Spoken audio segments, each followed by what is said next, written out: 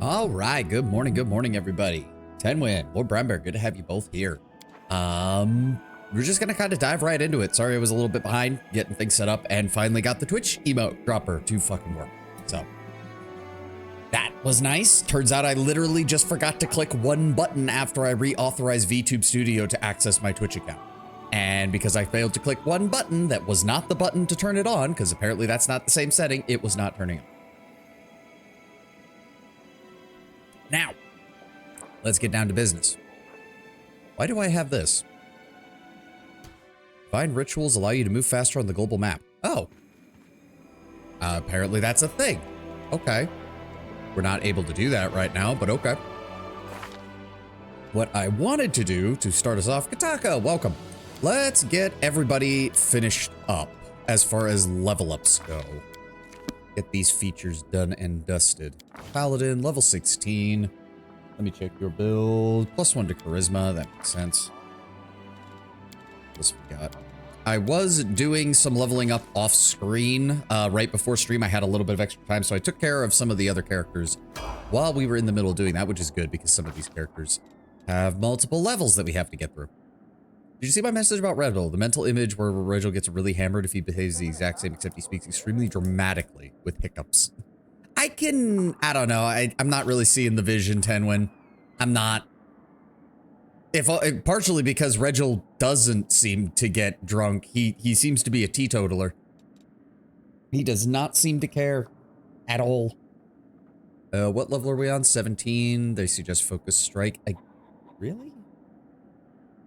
You know what? Fine. I'm sick and I never use Sela anyways, so. I'm finally back to work, but now I have to rely on a coworker getting me a ride. Ooh. Well, hopefully they can get your truck back up and running, Kataka. I hope the damage isn't, like, permanent. He hates being a theater kid. His mental training is ridiculous. If he were drunk, there'd be no failing in his inhibitions or personality, just his motor skills and cognitive ability.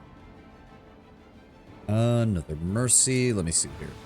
She can remove sickened, fatigued, exhausted, paralyzed, blinded, confused, cursed, dazed, diseased, nauseated, poisoned, shaken, staggered. Staggered shows up a lot. Funnily enough, like stunned is more potent than staggered, but staggered shows up way more often. We're gonna grab that. I forget if you had him in Arilu's laboratory, but he just says no to having desire. Yeah, I remember that. He's literally just standing in the void being like, huh, that's weird. Oh well, guess they failed. Sucks to be the demons, doesn't it? And then they recommend lightning reflex. So lightning, what? Yeah, lightning reflex.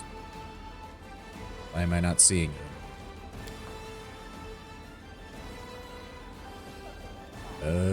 Oh, already acquired. What? When did I pick that up?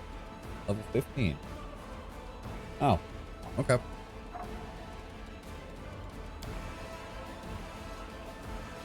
And the other one was Blind Fight, which you cannot pick up the better versions of Blind Fight. So, what did I miss here? Oh, right, because my mod allows her to take power attack without actually having to take it. So she doesn't have any of those. Okay, so then what the hell else can I get for her? Extra lay on hands. Why not? Bada bing, bada boom. And then Sela's mythic path. What are we on? Number 5. Go for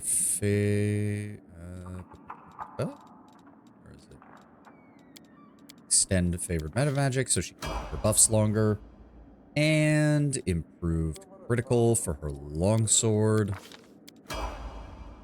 and then improved power attack. That's what it's saying. No, wait, what? This is a mythic ability. 1, 2, 3, 4, 5, 6, 7. Yeah. That's weird. We'll go ahead and give her rupture restraints then. Apparently I wrote that wrong? Yeah, I think I did. Okay. There we go. Power attack. Okay, Sela's taken care of. Forget if you... Oh, no, I already read that. Woljif. Knight. Boom, boom, boom, boom. What else we got? Greater weapon focus. Let's go with daggers. Yes, daggers. Or the punch daggers better. Or do those count as the same thing? I think those count as the same thing. Go with the dagger.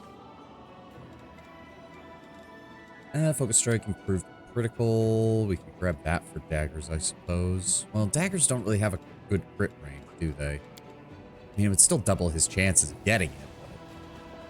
But, we can go ahead with greater blind fight, because he does need to be able to hit things in close melee.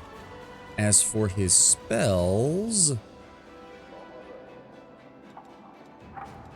What have we got? Eagle, Elemental Assessor, Eye Bite, Hellfire Ray, Repulsion, Serenity, Stone Flesh, Transformation. That would actually be good for him. And we'll also grab True Seeing. And then, what do we have here? He's got Abundant Casting, Endurance Spells. Let's go ahead with... Greater Enduring. And bada bang. Now pretty much all of his spells are permanent. And then lastly... By the way, finally finished Cultic. Not going to spoil it, but good. Ooh, can't wait. As I said, it's on the list. It's on the list. Shapeshifter, Nullification, Leading Strike, Inspiration, Expose Vulnerability, Improved Casting. There's no point in him going beyond that because I don't think he can get higher levels, but having the ability, having him maxed out on all 6 of his mystic, or his spellcasting levels would be quite nice. Then we're going to go with Weapon Focus Dagger. And lastly, Melly, level 19 Spirit Hunter. Let me see here. What do you... They recommend outflank. Do we already have that? We already have that. When did we get that? A while ago. Why did I write that down twice? That don't make no sense. That don't make no sense. I don't know. What's a better choice then? Does she already have improved initiative? I think she does. Yes, she does. Okay, so that doesn't help. Piranha Strike. There we go. And lastly, what a fitting game to do after Wrath, Boomer Shooter, and such. And quite short to stream. That is true. We could get it knocked off the list pretty quickly.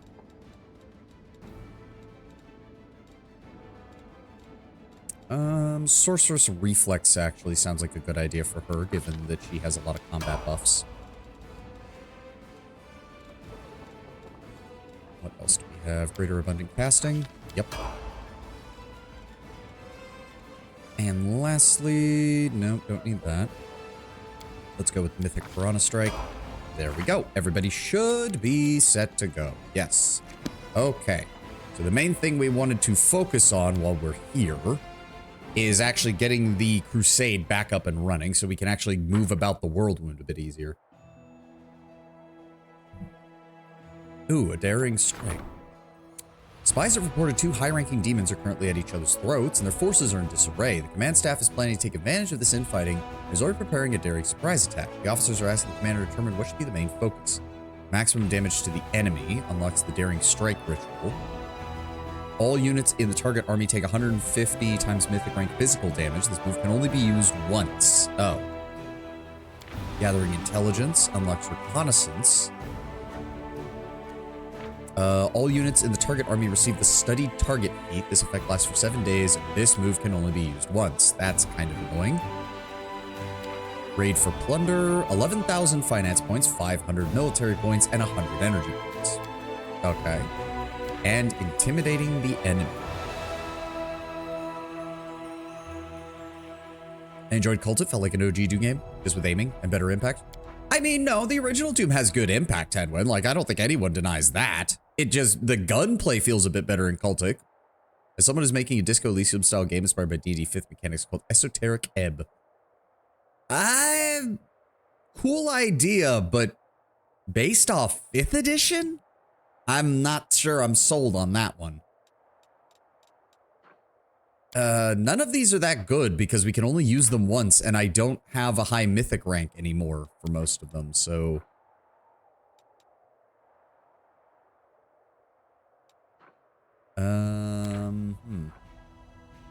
Minus 40 penalty to combat. In truth, though, that would actually be useful.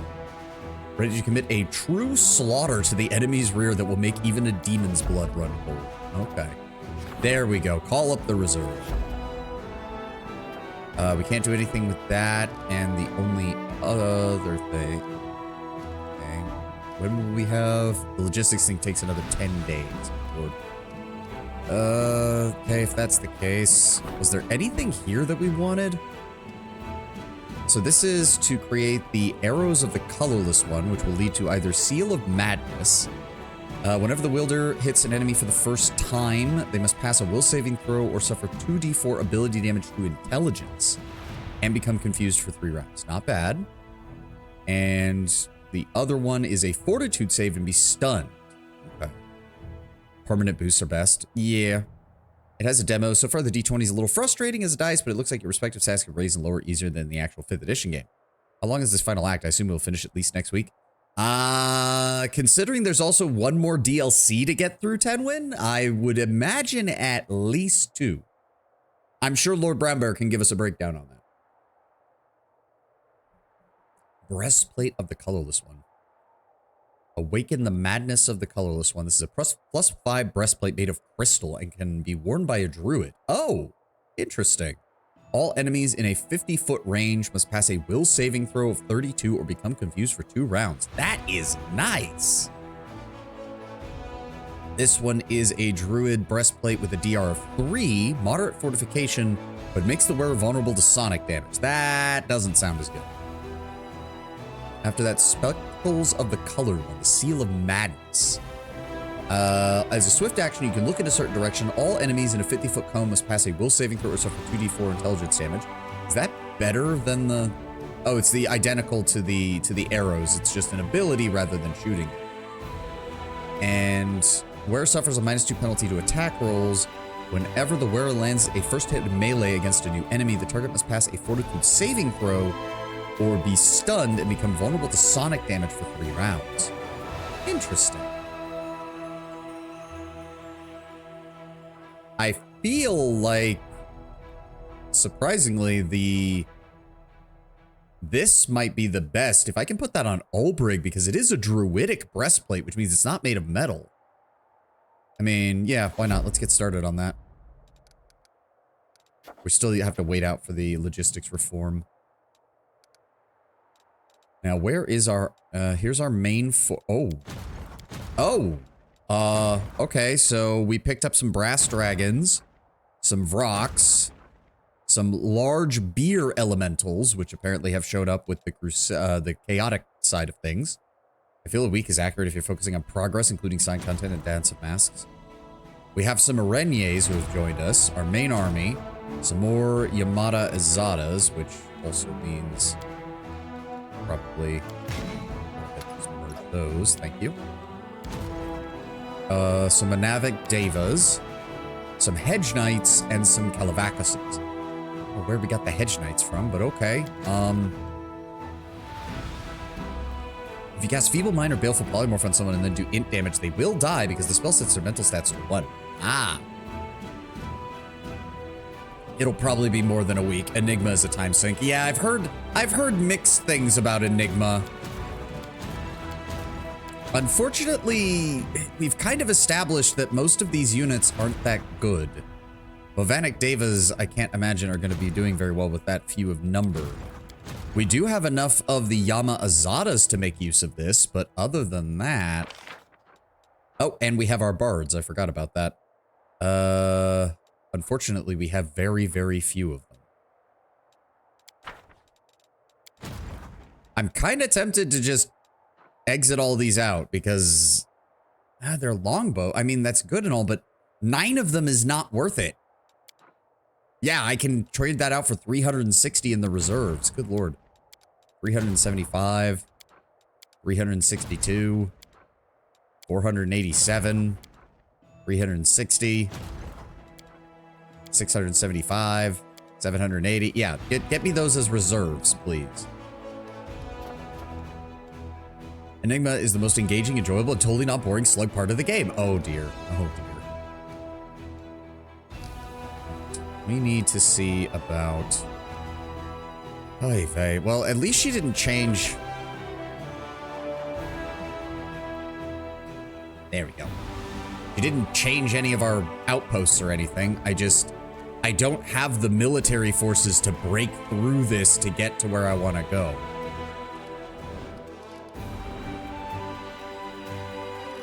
I also don't... Okay, we need to rest and prepare to leave. And then we'll run the campaign from outside of Dresden.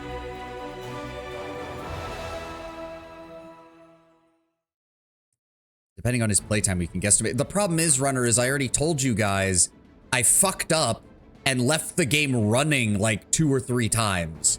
So no, you can't guesstimate it because the game time is completely off by like 4 days. Beautiful.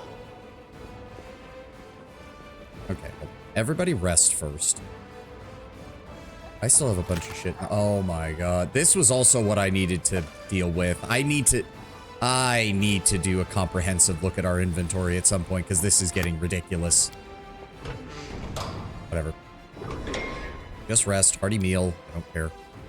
Your house is so pretty, but I always thought it seemed very cold, no matter the time of year. Paupers are destined to criticize that which they have never had or will have. Another reason I like Angel, Radiant Ground turns it into a walkthrough. Oh. Well, we'll see when we get there. I do like that they're using the legend theme now for all the stuff that we do in Dresden. That's a nice touch. I do like it. Yeah, call for reserve. An army of 0 strength will be formed in Dresden. Why? Okay, no. We got 10 more Yamada Azadas, 25 paladins, and 76 marksmen. That'll do. Good. We've got a nice supply of marksmen now, which is good. We are still like only about 1/3 of the number that we're supposed to have. There it is. Mendev has plunged into chaos. What was once a major source of support is now a burden upon the crusade. We will cut ties with Nerosian, declare independence, for it is a difficult decision to make. The commander bears the weight of the responsibility not only for Mendev, but for the future of all Galarian. Yes. We will do that as soon as we finish the Fate of the Colorless one.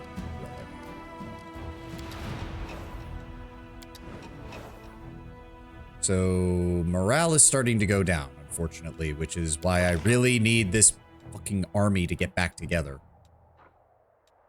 All right, give me as many Houndmasters as we can get. Give me as many Marksmen as we can get.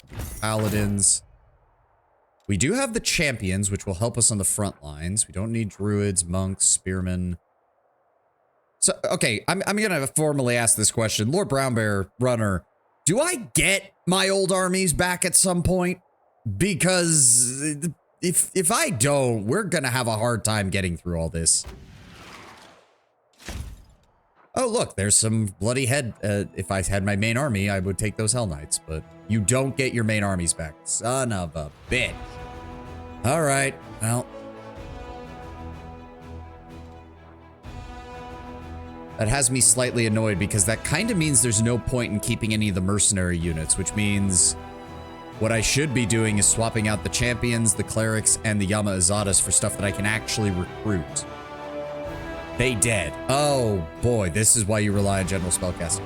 Well, now I'm even more glad that I'm going to be declaring independence because I'm pretty sure that raises his power by like a 7. So Setsuda's going to get even stronger. Son of a bitch. I have to rebuild my forces from scratch. Just mass recruit and retrain. That's what I'm kind of doing. We have to go out and win at least one fight soon though, because yeah, we're already starting to take hits on the banner of victory. So we need to find an easy target. These guys are an easy target. Not this one though. Oh god, no. These 2 lower armies are going to be easier. So can't do anything with that. Can't do anything with these. Okay, can you take the red dot away from it, please? Thank you. All right. All right, boys. Let me see here. Oh, there's also... Oh, we could handle that, I think. Yeah, those are just a bunch of undead. We can handle that. That'll give us a nice leg up. Let's get our army over there. No, no, no, no, no. We need a victory. An actual victory. I need to see the light fade from my enemy's eyes, or in this case, from the undead's eyes, I suppose. Yeah, no, just kill them. Down they go. And then we're gonna go ahead and Scorching Ray you. There we go, weaken that. Move the Yama Azadas up. Summon up the Doggos. And Clerics, you just hold back. You are in no position to be advancing. Champions get set up. Paladins get set up. Doggos, get ready. All right, they're both going in that direction. Let's go ahead and weaken you.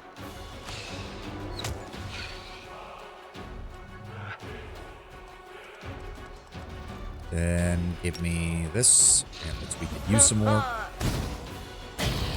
Good.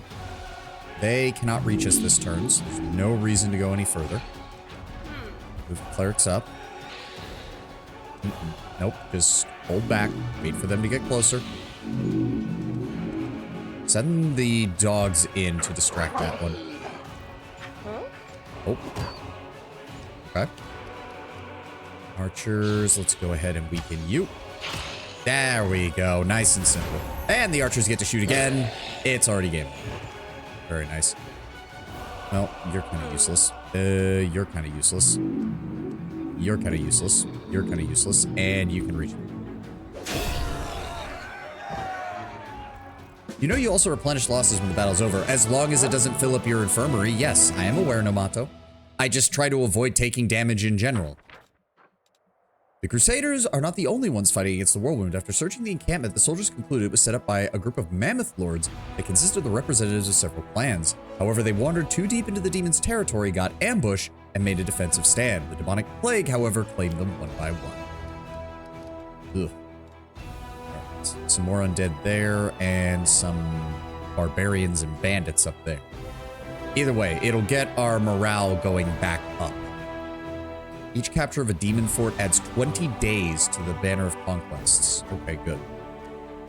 And 10 days for the Banner of Victories. So let's go this way. Nope, take them down. Smithers, release the hounds. Yes. Blizzard is being accidentally mean because they have a showcase of a roadmap and it's just 1 to 2 hours before Amplitude has an Amplifiers event. I wouldn't call it mean if not, I would almost call it mean if not for the fact that I assume Blizzard doesn't care. Yeah, that's the thing. It's like, do they really even know that they exist? Do they? Go, he's gonna run up and attack our Yamada. It's fine. They really can't do that much damage. Jesus Christ. All right, zap them. There we go. It's nice. You're kind of useless. You're kind of useless. There we go.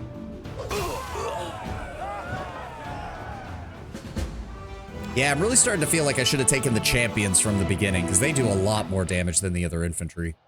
A group of renegades who tossed away their oaths and bent the knee before the demons fought furiously till the end. They knew that there would be no mercy for them, and nearby the soldiers had found a rich gold mine packed with slaves. That's what the demons used to buy the loyalty of these warriors, a hole in the ground full of shiny metal. I mean, to be fair, a hole in the ground full of shiny metal works on a lot of people. The main thing is I just need these demon armies not to start advancing on us because we don't have the resources to be bouncing our army around. Are you pursuing them on purpose? Yes, I enjoy actually killing my enemies. Let's start off with a fireball to the whole group. Down they go. Go ahead and pick off the strongest one. And then we're going to go ahead and slice. And then send in the infantry. You just hang back. Champions. And paladins. Nice. Yep. Barely any damage. Yeah, the champions are so squishy, though. Like, they're good, solid shock infantry, but they just die to a stiff breeze. Bum, ba, da, da, da. Having dumped the plague corpses in a heap, the Crusaders pour oil upon them generously and set them all ablaze. The huge bonfires burn bright and strong as all the warriors burst in triumphant cries of victory. Courage fills the souls of the Crusaders. Yeah, couple of nice, easy wins to get us back on track. 25 Blood Ragers, 77 Witches, and 800 Barbarians. Okay, we're gonna fall back. The Camp of the Mammoth Lords, we need to actually build that up. Wish it felt like non-ranged units were balanced. It always feels like it's about ranged in this meta. Yeah, because it kinda is. It kinda is. I think I know what I'm gonna do for my Wrath character. Alternate version of my tabletop character. Never a bad idea. Okay, so this is a frontline position. So we're gonna want Citadel. We're gonna want Garrison Archery Range, Garrison Barracks. The bards are good and all, but I'd rather have more paladins right now. There we go. God, we need more finances. Because apparently the queen siphoned off 6 months worth of our finance points too.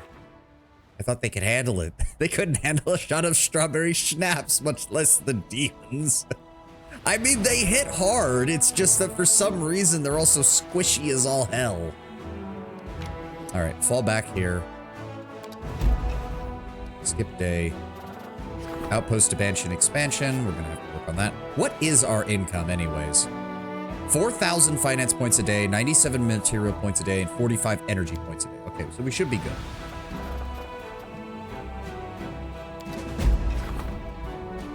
Fate of the remains of the colorless one. Yep, okay.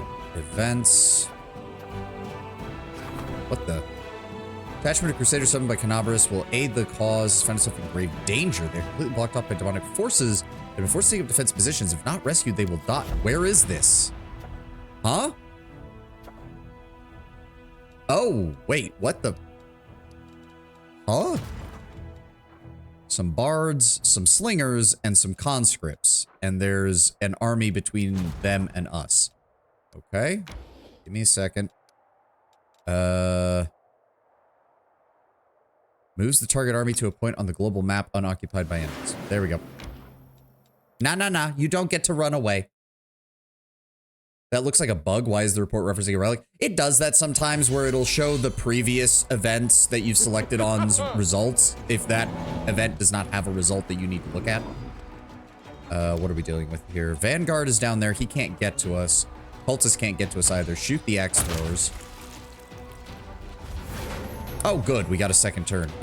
Shoot the cultists. There we go. And then we're going to go ahead and zap. There we go. With how my DM balanced the Hepzimera fight, I always imagine it like second form Frieza. Tell me, Kisselgear, does this make you angry? Nah, not really. It's a bit of a tooty good shoes. Then why am I even bothering?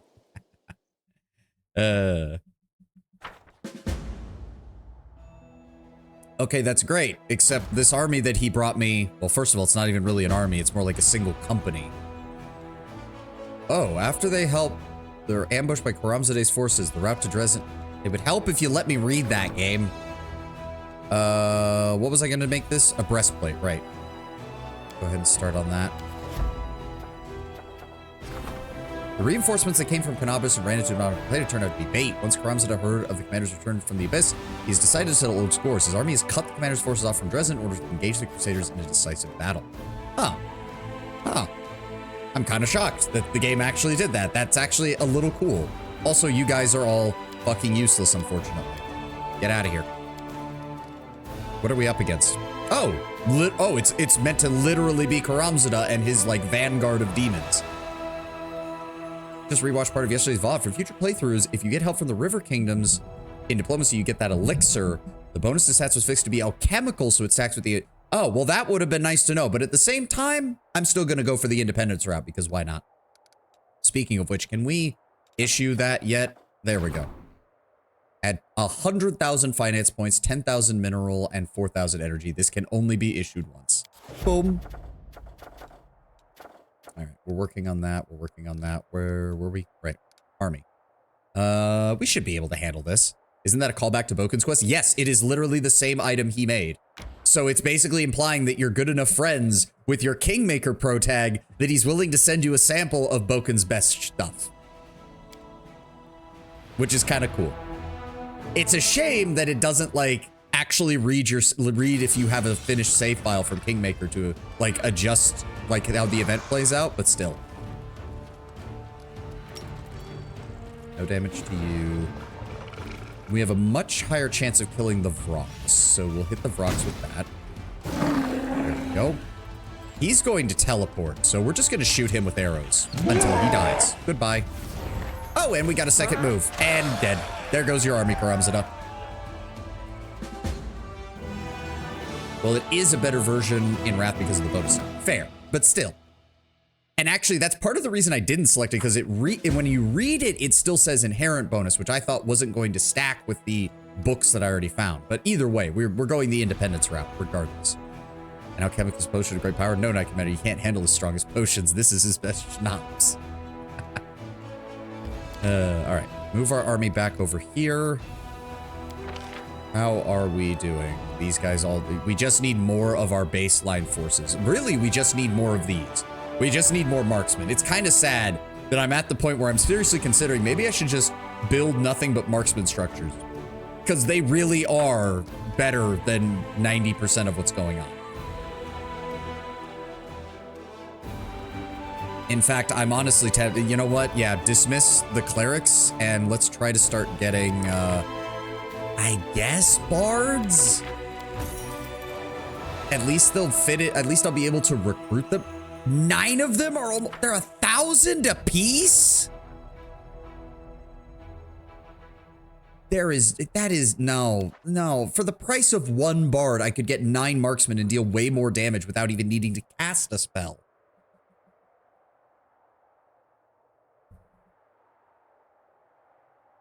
No, Knight Commander, you can't handle my strongest potions. I'm really not liking the mercenary system now. I just need more of these. Hold on, is there anything I can build in Dresden that will improve this? We need more archers, basically. That's all we need. Oh. So Main Hall of Champions, Hardened Veterans, Knights of Azem, Arcanists, Dragon Slayers, Shifters, Blood Ragers, and Honor Guard. Interesting. I'm going to guess most of these don't. I mean, maybe Arcanists might be good if they're capable of doing good, like, magic damage. I could kind of see that. Unfortunately, that's a 4 block in order just to... It also takes 2,000 in order to build that. Holy shit. Pathfinder Society. Well, I'm not really using mercenaries, honestly. And clerics just stack them to space. Yeah, I mean, power to all generals, training grounds near our.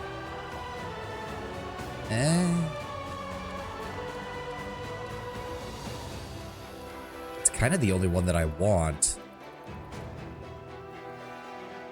I'm trying to see where I could fit it. I could get rid of the Pathfinder Society because I'm really not. Did you finish the talking weapon quest? Can't even get to that guy yet. That's also on the other side of the map, Tenwin. We have to break open all the demon defenses to even unlock the ability to go there. Yeah, you know what? I'm gonna sell the Pathfinder Society Lodge. And then I guess I'm gonna buy 1,000 material points. Good lord. Luckily, we have more than enough money. That is still not enough. Okay. There we go. Give me the Hall of Champions. Because, I mean, what are the Knights of Azem? They are... Okay. Hardened Veterans are those infantry units, which I'm sure they should be okay, but we'll see. Dragon Slayers... Oh, these are... Oh, okay, so there are some heavy crossbow ones of those. We've got Blood Ragers, which deal a shit ton of damage. Next attack will deal damage to all adjacent enemy units. That's specific. Unit is unaffected by flanking. That's good. What are the Honor Guard? Oh, you probably can only get those if you stay with Mendev. And then the Arcanists, which are just raw. See, the problem is their magic missile's no stronger than the other one. The other one they have is Cold of Cone, or Cone of Cold. Cold damage to all units inside the cone.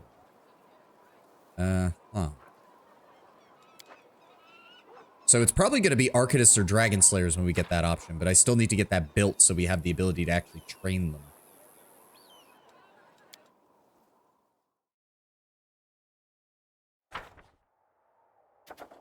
What? Despite all this trickery, Karamzada was again defeated. The path to Dresden is now clear. News of the heroic battles on everyone's lips. Mendev and the Abyss. Nice. And that was the other report we had. Okay, skip a day. We're working on that. Strengthening the chain of command, right? We did rank up. Unfortunately, we can't do any of those yet. And I believe we need to check in on our meeting hall because I believe we have an event for the Logistics Council.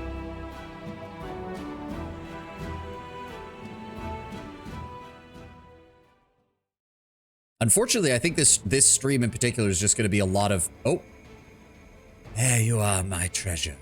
Out of the blue, a ghostly image of the helmsman materializes before you. I've been looking all over for you. Are you ready for a new voyage?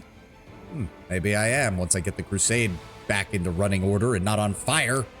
Marvelous. I will be waiting for you at the Murky Grotto. Well, sir. What's up, man? We haven't talked to you in a while. Commander, pardon me for distracting you from important business. Quartermaster Wilser Garms is sheepishly fiddling with some kind of list. You can only read one item, which is written in large red letters, "Get more wine." The troops asked me to play messenger. In any case, I, or rather we, all the soldiers, are inviting you to a party.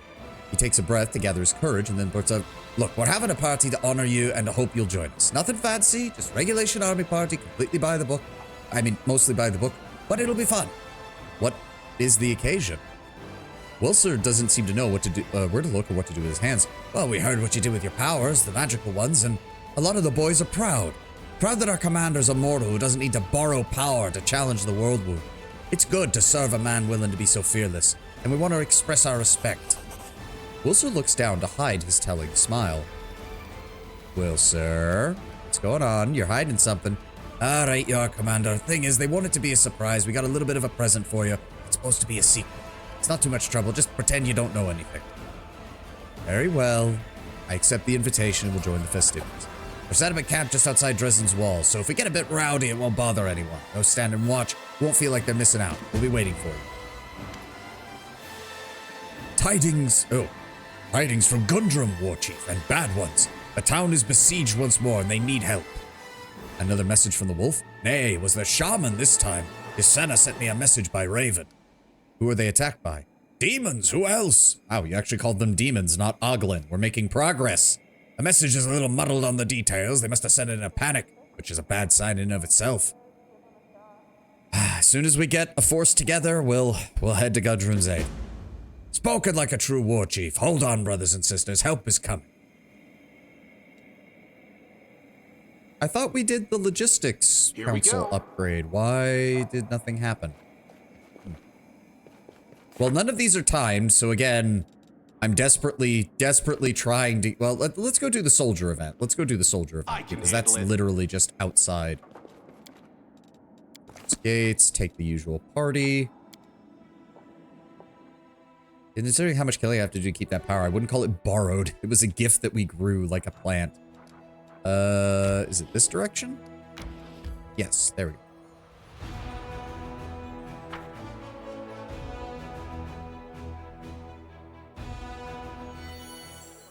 Can't make the This ought demons to be wait. interesting. I'm assuming you don't get this event if you're not a legend. Frowning in concentration and moving his lips, Wilser is reading the crumpled paper in his hand, but as soon as he approaches, he tucks it into his belt and gives you a bright smile. Commander! Good. Welcome. As you can see, everything's set up. We may have started celebrating without you. He shoots a guilty look at some of the soldiers. You did a fine job putting everything together, Wilser. Oh no, credit goes to the men.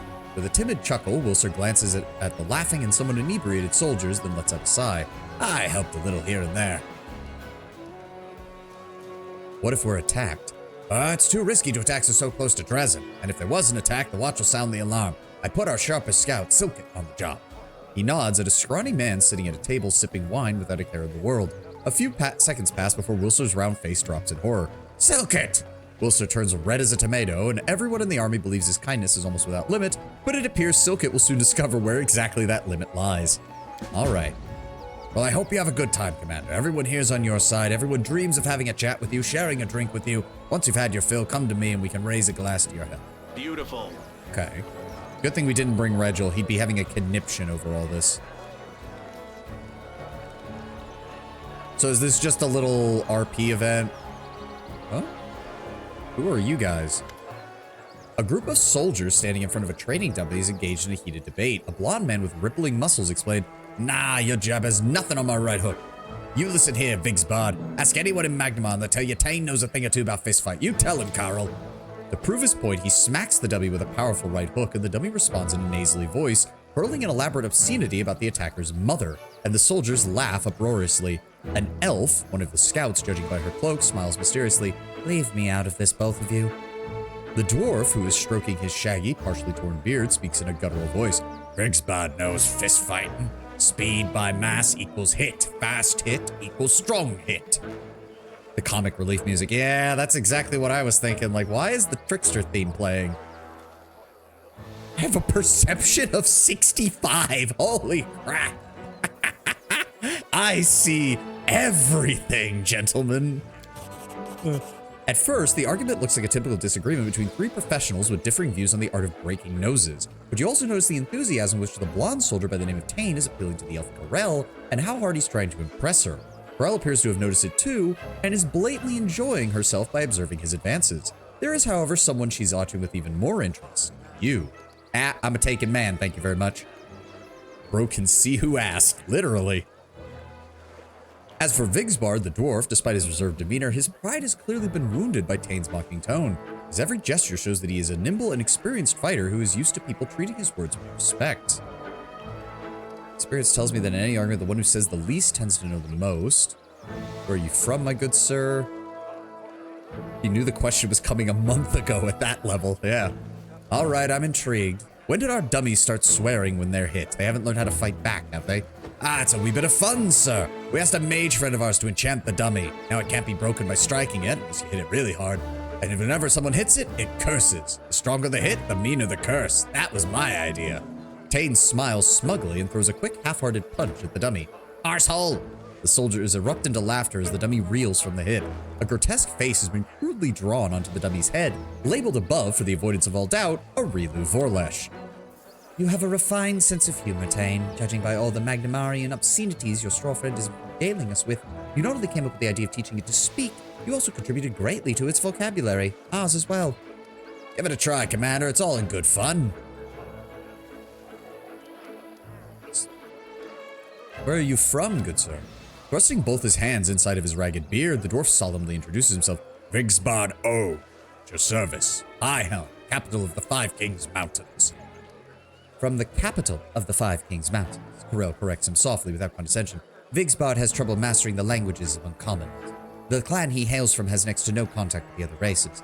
During his first couple of years in Mendev, Vigsbard preferred to communicate through gestures and menacing eyebrow movements.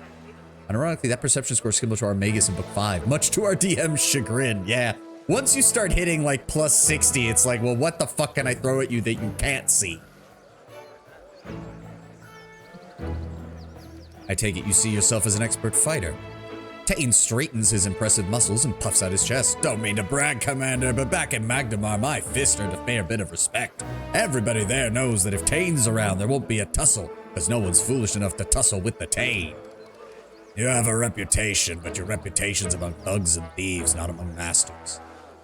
Experience tells me that in an argument, the one who says the least tends to know the most.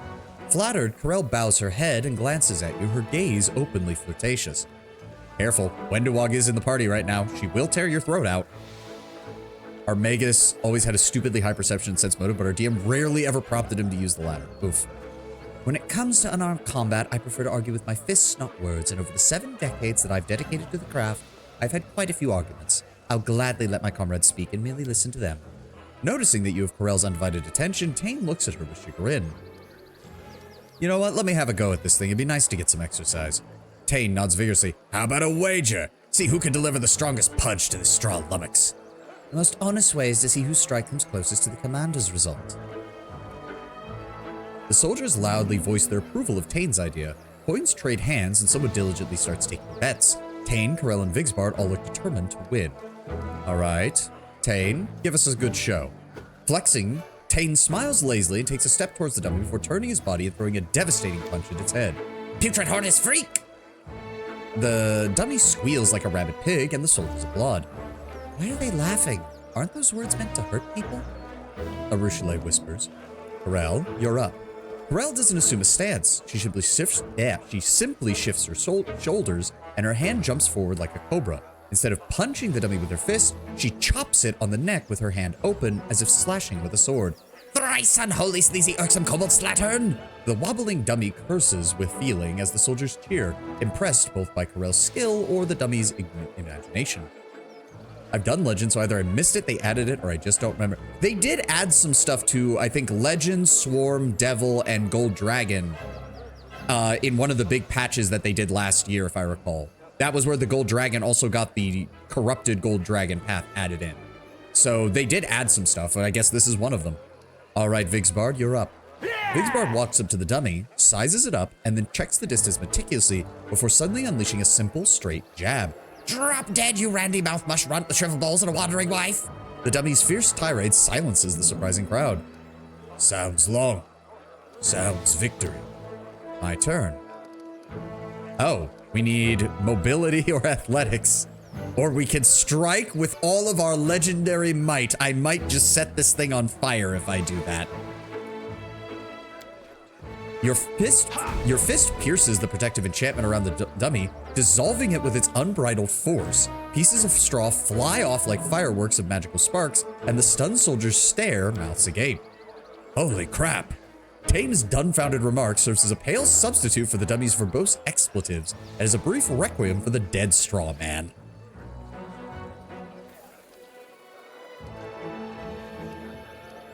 Remember, in battle, determination can mean more than all the magic in the world. There is truth. Steady hand more than bullet teeth.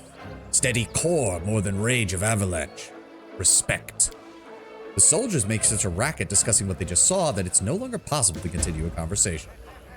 Let's see what we can do. Eagle Watch Crusader, Canabras Crusader. I do like that it's a nice little touch that they still have some of the guys in the Canabras and Eagle Watch uniforms, because it's like, sure, they're not named characters, but you can imagine that these guys have quite literally been marching with you since you left Canabras the first time around. It's a nice little touch. I like it.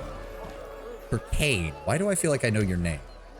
There's a stir in the crowd. Everyone is watching a brawl between two officers, a portly halfling, red-faced with fury, and a gaunt, slouching half-elf with a phlegmatic look. Here's what I want to know. How did you get promoted from stable mucker to sergeant? You're a dolt. You couldn't guard so much as a haystack, let alone the supplies. The half-elf's face bears a tragic expression. Look, Lo, we agreed you'd watch it. Enough yelling. Everyone's staring at us, not in front of the commander. Oh, don't you dare hide behind the commander's name. Go look for it, or else. The halfling gives you a sidelong glance, then decides to lower his voice. An insincere smile blooming on his face, and it makes him look like a snarling wolf. He finishes the last sentence with a nervous squeak. Or else I'll strangle you gently and without any pain whatsoever, right? And who might you two be, my loud sirs? Supply Officer Lo Rumpstack at your service. Jesus Christ. Could you have come up with a more just stereotypically halfling name? The halfling offers you a dignified bow. And this lanky bungler is Assistant Supply Officer Sergeant Kirkane. The half-elf finishes his superior officer's introduction with a sigh. Do I even want to know what it is you misplaced? Map of our campaign, supply caravan, the key to the gates. Wine! Drumish gold, 7,000 gold a cask, harvested this year before last in the Un Valley on the northern side, with light floral notes at the start, followed by a rich explosion of fruit in the finish. The halfling's inconsolable wails sound like a prayer to a little-known patron deity of wine connoisseurs. It's a mistake. I wanted to treat you as the commander and the officers to the best Drumish wine, but Lo, noticing Lo's withering stare, the half-elf breaks himself. Sorry, I lost the cask. We brought it with us to the camp, and now we can't find it. It's a disgrace, a disaster. It was for you, sir. The Drumish gold, it's 7,000 a cask. Northern side, floral, no. I'm beginning to think my supply officer has far too much knowledge, intimate knowledge of this alcohol. Her smile wide, Wenduag says in a silken voice, so you're saying that you've lost wine meant for the master? Our wine. Easy, Wenduag. We don't need bad cop just yet. Drumish. Adjective of something from the nation of Druma. Ah. Don't lose heart. Let's see if we can take a look around and find the wine it's safe to do. Sniffling, the halfling looks at you with hope, and the half-elf breathes a sigh of relief and mouths, thank you.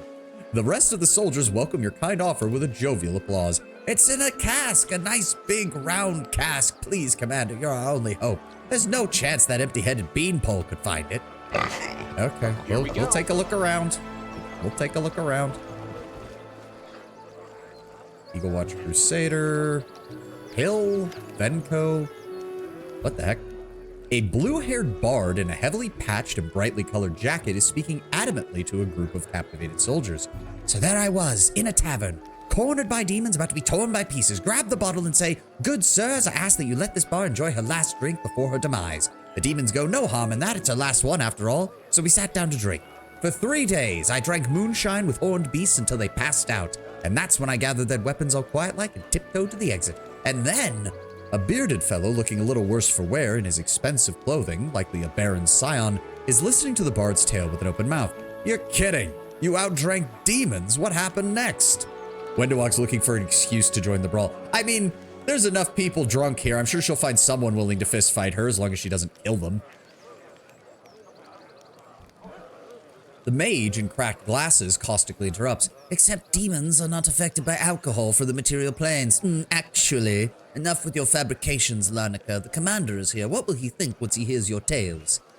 Ember claps, hanging on the bard's every word. Ooh, I love campfire stories, especially ones that aren't real. They're the most interesting. All right, what happened next to the drunken demons in the brave bar? Lanica continues eagerly. So I open the door and the last of the demons grabs me by the shoulder, wibbly wobbly, unable to stand, and he says, let's play some dice. And so we get to playing. 7 rounds we played, and the poor demon bet and lost. His horns, his wings, his tail, and in the end, his demonic nature itself. The demon turned into an ordinary mortal, and off he went to Canabras, where he became a merchant, had a family, gained a reputation for being a real nasty keep of work, but I kept the horns as a trophy. She reaches for her bag and pulls out a pair of horns, earning applause from the bearded fellow. Arushale says with a sigh, if only it were that easy, if only. The mage sighs gloomily. It's outrageous and unworthy of being commented on. A planar metamorphosis of the soul caused by a game of dice while in one's cups. Those are goat horns, by the way. I just need to give this man the most annoying sounding voice I can. I guess that immunity to poison means immunity to alcohol that my DN interpreter tracks. I mean, it makes sense. You have to go full Space Wolf to get around something like that. Like concoct an alcohol that shuts down your immunity to poison or something like that.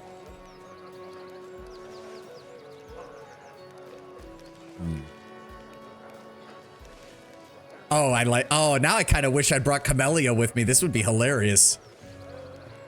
You have insane con. If anyone could do it, it'd be your Knight Commander. I mean, I managed to outdrink Wenduag, and those were some really high fortitude checks. It's all true, every word about it. I've even met the merchant in question myself. He goes by the name of Horgus Worm. See, the commander knows I'm not lying. I'm telling you all the honest truth. She gives you a cheerful wink. You what? You're saying this is a story about Horgus? I've heard of the man too. That must be what really happened then. I've got a few good stories of my own. How would you like to hear? Is it true that your mythic power... Tell us about the Abyss. You've been there, right? What does Alushanira look like? No. Dreadful place. The roads are paved with skulls. Houses are built of burning flame, and the stairs of razor blades. My feet were shredded by climbing them. No. Funnily enough, the truth is just as strange as anything else. You can turn conversation reactions with unavailable companions through toy boxes if you want. Oh. Well. The problem I did see that option, Noam Toe, but part of me was concerned that would add a lot of extra reading to scenes considering how many companions there are in the game. So, I was skeptical about doing that. It's the seat of chaos. The space is jumbled, islands soar in the sky, everyone wants to kill each other, and the law is devoid of logic and rules, save for a single one. Don't piss off the lady in shadow. Hill nods his approval. The books I've read describe the place much the same. It's good to have it confirmed by a witness. Well, what about the ruler of Alushinira? Nocticula, what's she like? Is she really as seductive as they say? Her face is repulsive like a crowd. If I say this, she might just show up and take offense. It's hard to imagine a creature more beautiful or promiscuous. I must admit that I wasn't exempt from her overtures. He would be playing Wrath till he's 90. She's beautiful, aye. But beneath that beauty lies a sinister and cunning manipulator, a murderer, a sadist. You have to remember that not all demons wear their nature upon their sleeve. Lanika whispers, had a tantalizing feature of some kind. You know, at least say she has 3 heads or 17 tails. Trust me, it'll make a world of difference. Adjusting his glasses, Hill inquires, as far as I understand, you encountered Baphomet himself, right? There was even a battle. There's a grueling battle, but he wasn't prepared for a real fight. I mean, he kind of was, because we decided to fail all of our fucking will saves. Thrashed him with one arm tied behind my back. Then I grabbed him by the horns and made him apologize. All he could do was bleat, I've been a bad goat. I have a family. She has 3 tails and she knows how to use. That is true. That is, hey, as I said, she's got molten lava thigh highs, 3 tails, and a giant set of wings with runic scars carved into the back of them. Like, hey, as I said, I got a thing for monster girls, and she's one hell of one. Can't imagine such power. He threw entire mountains at me, sent legions of his minions, so and then he grabbed my sword and bit it in half. It was a miracle I escaped with my life. Now, we're gonna go for the funny one, because fuck Baphomet. Did I just go right through the ad? No, there we go. Okay, the ad. For some reason, it's what ad it was saying that the ad was about to start, and then it started the normal timer. I was like, did it skip the ad? That was weird. All right, we'll be back in a moment. We'll finish up these funny stories with the Crusaders. I'll be right back.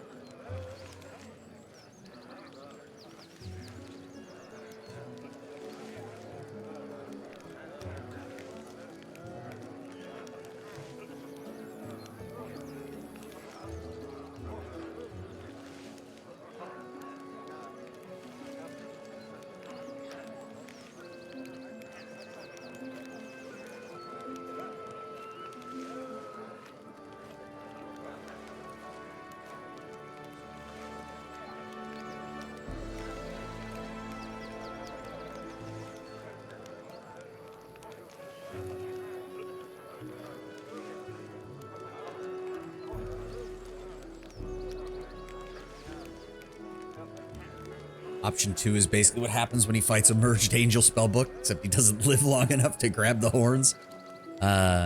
See, that's my only other problem with the angel spellbook, the way you described it, Runner, is just like, when I think the angel mythic path, I think paladin, not oracle.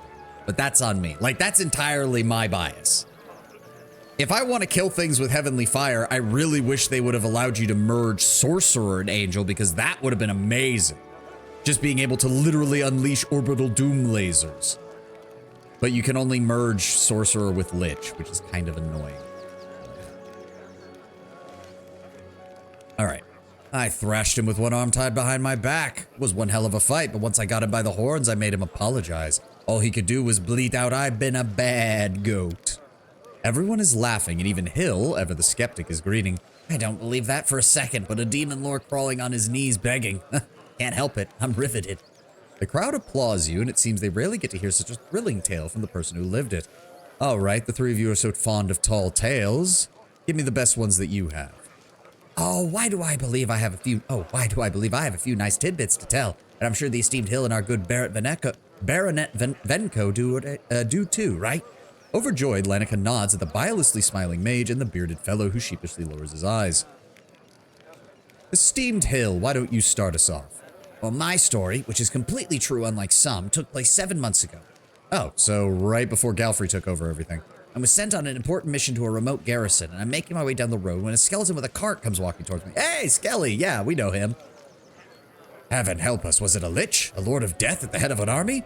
No, it was an ordinary skeleton. He addressed me with great courtesy. Would you like to purchase something, good sir? And I'm just sitting there flabbergasted. The skeleton just politely removes his beret, shows me his wares, and the wares were all cursed. Traps full of human souls, gibbering skulls. Were they? Oh, cut it out, Vanko. No, they were perfectly fine goods. I bought a pair of boots and a nice robe, which is yet to show a single sign of wear. And that's the story of my amazing encounter.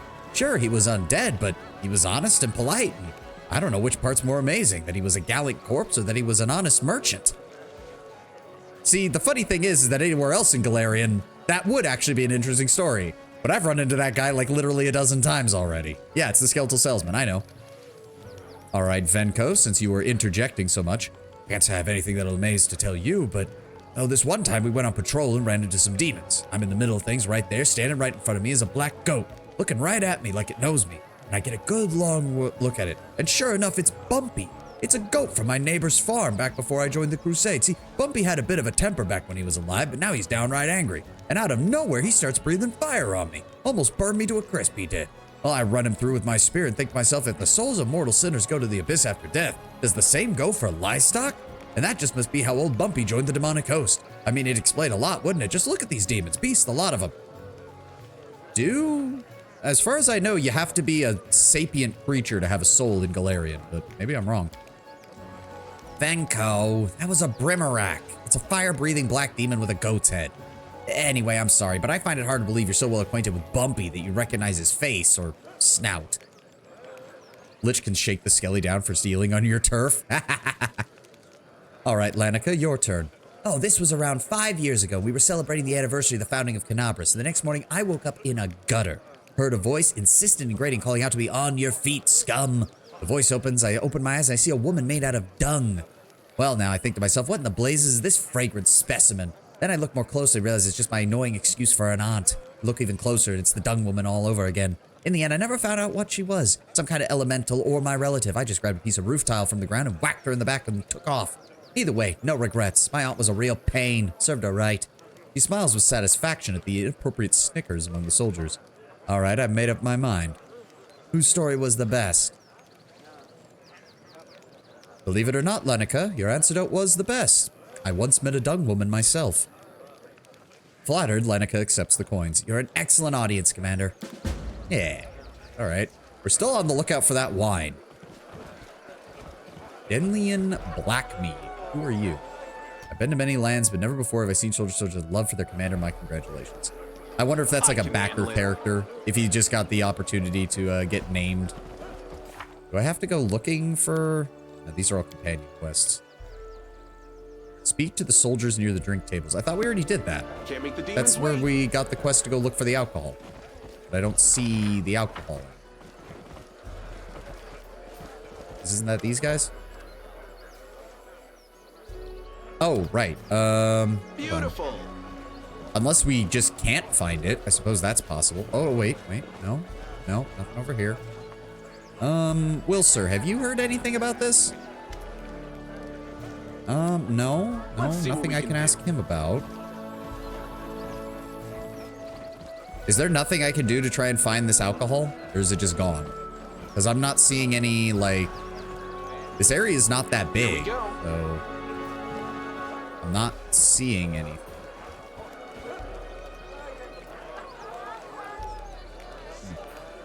Another drink. Ooh, gamer subs. Like, yeah, there's nothing else here. Maybe it's on the world map? Maybe? I don't know if this event ends if I leave. No, I can't leave. I can't leave. You have to go through Wilser in order to advance this and then end the event. So where?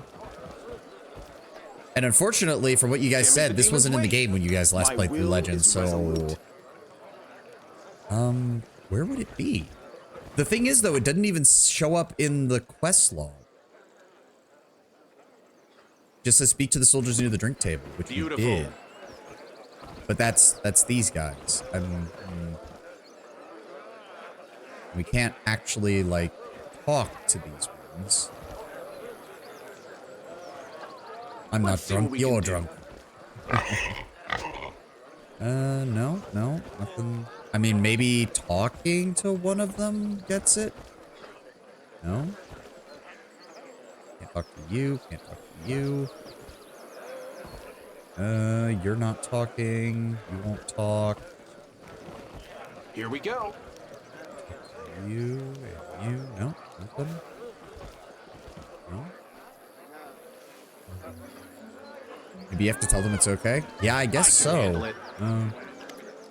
I don't expect such special treatment. I'll drink the same wine as the rest of the troops. Inconceivable! You're the commander! You should have only the best! I insist!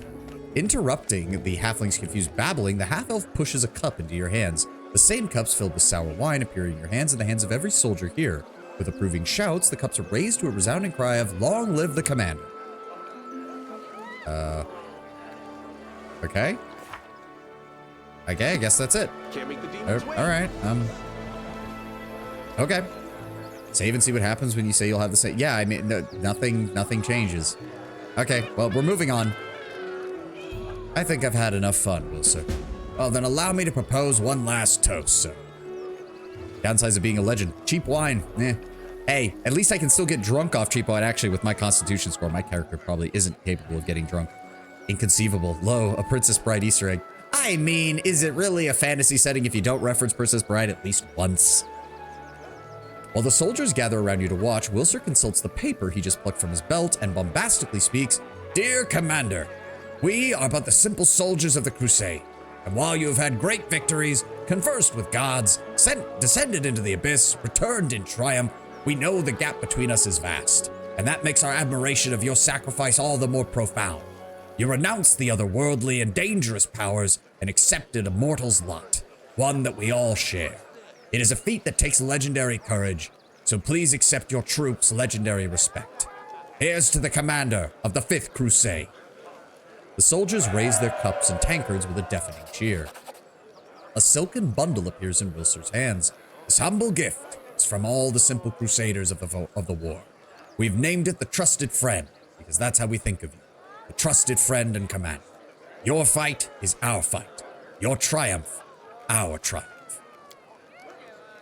A dark-haired warrior with a mischievous smile adds, "And if we also happen to get a bit of glory from all these tall tales, even better." "And who are you?"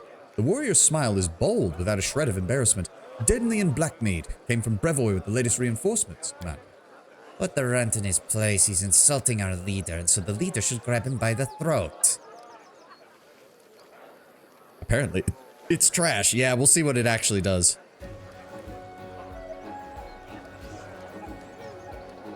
Perhaps the rumors of my fame are exaggerated, or maybe someone's ears are too big for his own good. The warrior readily laughs, but his voice holds a note of challenge. But I will not allow anyone to ridicule my perfectly average ears. I challenge you, Commander. May this friendly match determine which of us is right. I accept. Gladly. Excellent. He claps his hands with excitement. Why don't we test our prowess in a manner as safe as ancient? A drinking contest. Oh, you're about to have a very bad day, sir. A very bad day. Plus 52 fortitude save. With a wink, Denley confidently hands you a tankard filled to the brim. It has a spicy, flowery aroma. The soldiers watch with interest, and some are already making wagers. Well, Commander, shall we throw one back to victory? Take a truly legendary chug from the tankard. To victory. The drink is amazing, yet insidious, but it won't knock you down, at least not after a single sip. Your body feels pleasantly warm, and the world around you starts to spin a little. You barely manage to wipe the goofy smile off your face. Instinct suggests no ordinary drink could have affected you so powerfully with one sip. Wiping his foppish mustache, Denlian nods at you with respect. He looks as sober as a judge, but his cheeks have turned a bit pink. Another, Commander? Shall we drink to our fallen comrades? We're probably not going to get... Yeah, you're holding a tankard of quite decent fortified wine. The taste is sweet, but some flavor might have been lost. Oh, he stole the fancy shit, didn't he? He stole the fancy shit, didn't he? Rely on your strong constitution to down the tankard in one go. There is nothing my liver can't handle. To the fallen. In one mighty swig, you drain the tankard and slam it down on the table. Liquid flame runs in your veins, and it feels good. It feels wonderful. Denlian's empty flask slams down on the table next to you. With a drunken grin, he asks, "Ready for more? Bring us another flask." Denlian stands up a bit too quickly, jerks, and begins to tilt to one side. A moment later, he crumples to the ground as the crowd laughs with approval. In an instant, he jumps to his feet, his tipsy smile replaced by a grimace of confusion. "Why are you laughing? I haven't lost yet." He turns to you and blurts out, "Drinking contests are for rookies. Arm wrestling. Do you accept the challenge, Commander?" Arm wrestling it is. Let's see whose arm is stronger. This is going to be athletics, which I don't have, or pure strength, which I don't have, which is a problem. You and Denlin lock your hands together in an iron grip. His hand is as hard as stone. With an arched eyebrow and a smile, he asks, "Shall we begin?" The next second, he bears down on you with the strength of a bull. Yeah, I don't have any of these. I don't have any of these, unfortunately. Break his arm off, Matt. Well, unfortunately, Wenduag, my power is not focused solely in my muscles. I need a nat 20 regardless of what happens. Well, fuck. This sucks. Damn, maybe I should have gone fighter and taken athletics or something as a well, even then I would have only gotten it to a 20, which is like, should have invested in more skills, boyo. I mean, I have 4 skills that are really high. Well, actually, only 3, because not even a nat 20 can save you on skill checks. Oh, so we're fucked regardless. Okay. See, you'd think there'd be a way to use my dex score or my con score or something, but no, like, I kind of wish there was a con score where it's just like, I can't move his arm, but he can't move mine either. That would be kind of hilarious. Like, yeah, no, I can't beat you, but I have a high enough constitution and fortitude that I can make it so you can't go anywhere. It's sad that I think lore nature is our highest, which means yeah. You're beginning to think Denlin just doesn't even feel pain. While you're struggling to find a weak point, he slowly pushes your hand down towards the table. Or your legendary might. Yeah, I mean, it let me do that with the frickin' punch dummy. Your hand hits the table's surface and pain shoots up your shoulder. With a victorious cry, Denlin laughs in your face. "I heard you slay demons with one hand tied behind your back. Must be this one. It's clearly out of practice." "That's a strong grip you have there. You must exercise that hand pretty regularly, eh?" The soldiers whoop as Denlin jumps to his feet, his face burning. He looks terrified. Terrifying. His eyes blazing and a powerful aura around him causes the others to shrink away. "You're mocking me? Maybe I should teach you a real lesson." "This no longer feels like a friendly match. Perhaps we should calm things down and have a drink like friends." "What are you waiting for, soldier? If you want to fight, I'm ready." He looks at you with respect. "You really want a challenge? Fine, I was holding back, but now there's no need." "Oh? You think I'm funny? Well then come here and let's laugh together." Oh! My dream. What are you? What the fuck? Ow! Of course he gets to go first. Fuck you. Denlian? What is he? 16 fighter, 10 duelist, 4 rogue. And he's backed up by by multiple Hamadryads. And extra strong. Oh, he's from the trickster. He's a trickster. Extra strong elder beer element. 285. Good lord. Unfortunately, why is Wenduag all the way back there? Fine, Wenduag, just target him. He has a 79 in AC?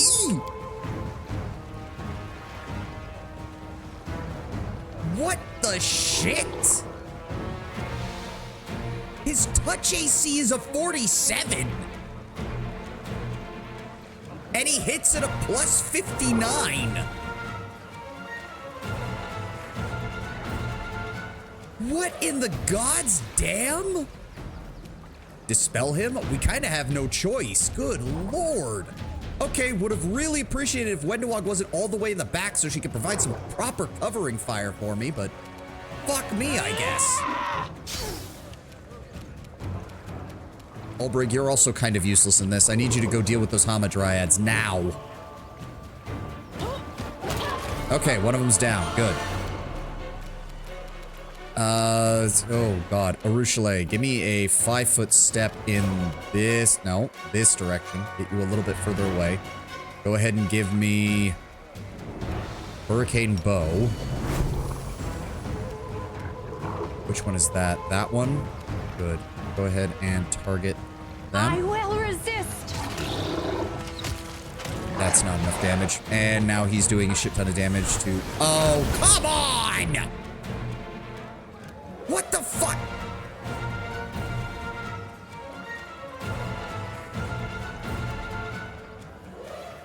I have a...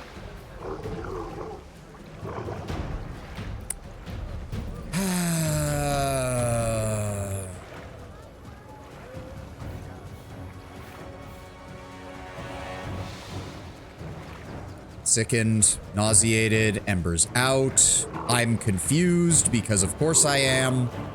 For 3 fucking minutes! And Socio can't cast spells, so he can't remove my confusion. Great.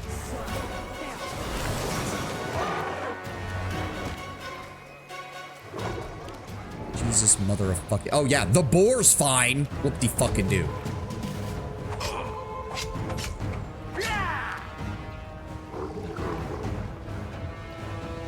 Yeah, and he's bypassing most of my damage resistance, too. Jesus fucking Christ. Go after the beer elemental. No, don't target him! God damn it.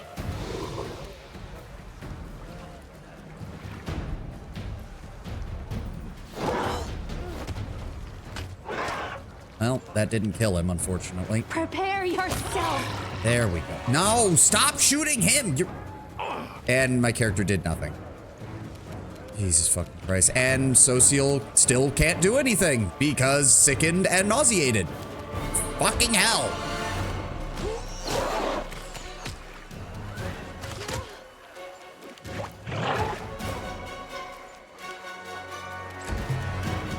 He's going to kill me. Yeah, he's... How many fucking critical hits does he get? Good fucking God! I'll rip you apart! Anyone who could have dispelled magic got immediately eviscerated on the first turn of combat, so I'm kind of fucked. Well, at least that's down, I suppose. Good God.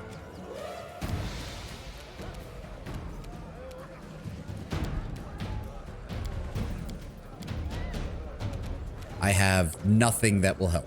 Literally nothing. Sense vitals, I guess. Desna, guide my Doesn't matter. hand. I can't dispel. I can't do anything. Oh, I actually get a turn. Thank you. Fuck. Unraveling infusion. Empowered, maximized. Just hit him with everything we got.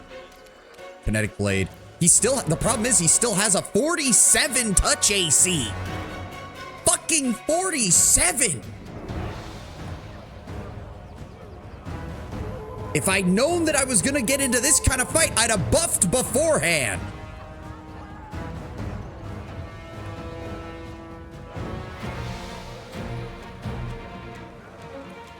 What even is his...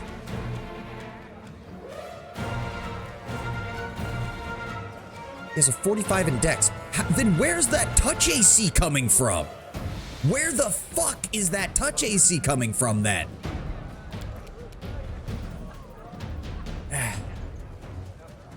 So normally BAB is supposed to have a hard cap at 4 cast, but Outcat did not implement a limit. Scaling, so legends are kind of fucking bonkers. Doesn't matter if... Lord Brown Bear, it doesn't fucking matter if I can't hit him. I got this. Oh, Oh, and he gets free attacks of opportunity on every miss. That's great. Fuck.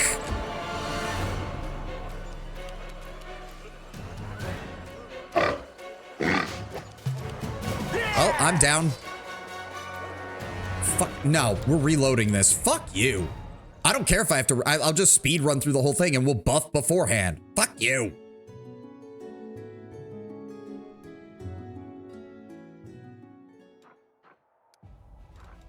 Enter game and enter the location. Use abilities that don't miss. He probably has improved evasion, which means if he makes the saving throw, which he will because he has like a plus 60 to his reflex saves, then it doesn't fucking matter.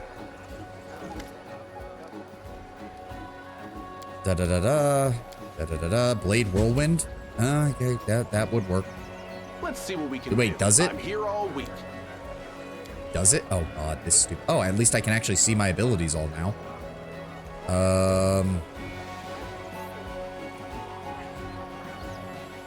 You make a single attack against all foes in a 10-foot radius, so he still gets his save. The goddess protects us. All right, well now I know. Let me see here. No save. No, it still says he makes an attack, which means I have to beat his touch AC, which I was unable to do. That's a round per level. That doesn't matter. Give me stone skin on everybody. In fact, can I scroll back up high enough with this to see what elemental damage they were doing? Because they were definitely doing elemental damage at the beginning of the fight. Oh, they did divine damage. Fuck you. So I have no way of resisting that. I have zero way of resisting that. Blade Whirlwind has no saving throw or attack roll. Then why would it say that it's an attack? Owlcat is usually really specific about this stuff. If it says that you make a single attack, then it counts as an attack roll 99% of the time. I feel like a chosen one. The world As I has do. suffered enough. Yep, go ahead and do that. Ruchelet, I want Hurricane Bow on you now. Should I? Ember, You deserve my obedience. give me Heroic Invocation on the entire party.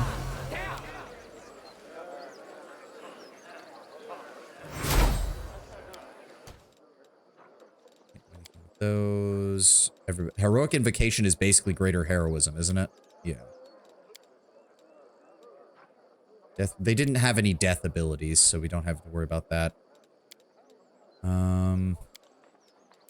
Give me Bone Fists on everybody. Just minor AC bonuses, why not? Put Mage Armor on yourself, Ember, just for the sake of my sanity. We'll win this, one way or the other.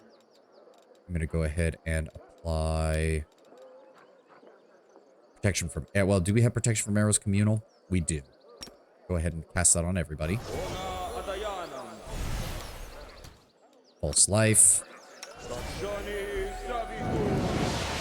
Echolocation. Spell resistance. Actually, wait, no. Ember. Caster level 16. Caster level 19. You're a good person. No, wait, not lend you that. my I need, aid. yes, you, Socio. Spell resistance on everybody.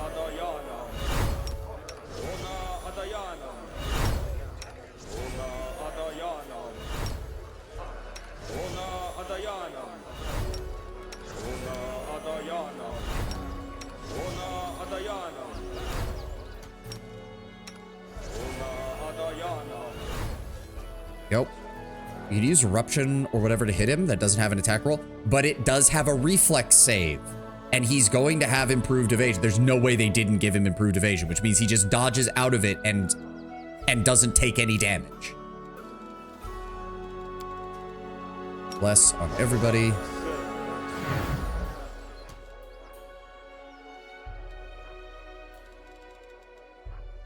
Go ahead, set remove fear on everybody. Delay poison on everybody. Oh, delay poison community. My apologies.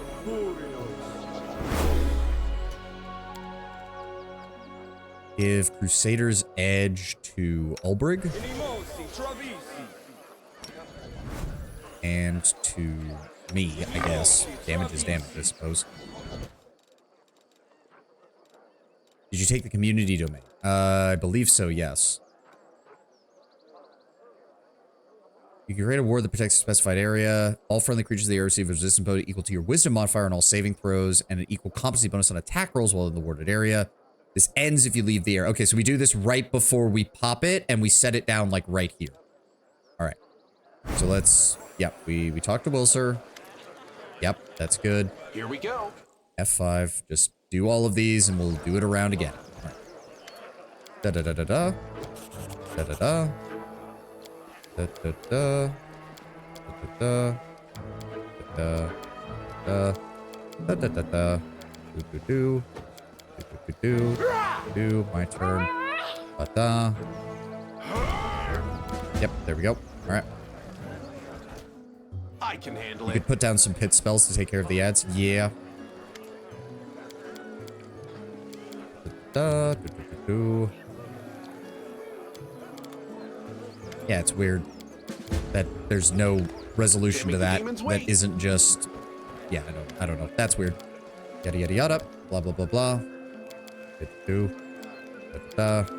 Yada yada. Yada yada. Blah blah blah. Mana cup. Yep.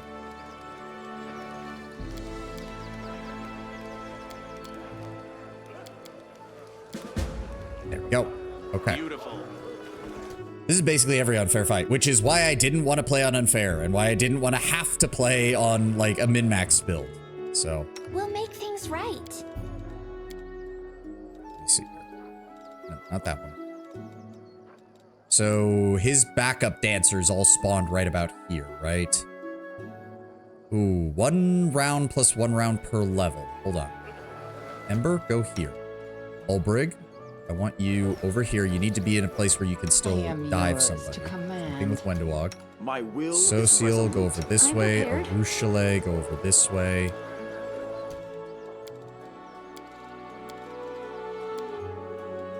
Can you give animal growth to Prism? I don't think that actually does anything for him, but eh. Freedom of movement.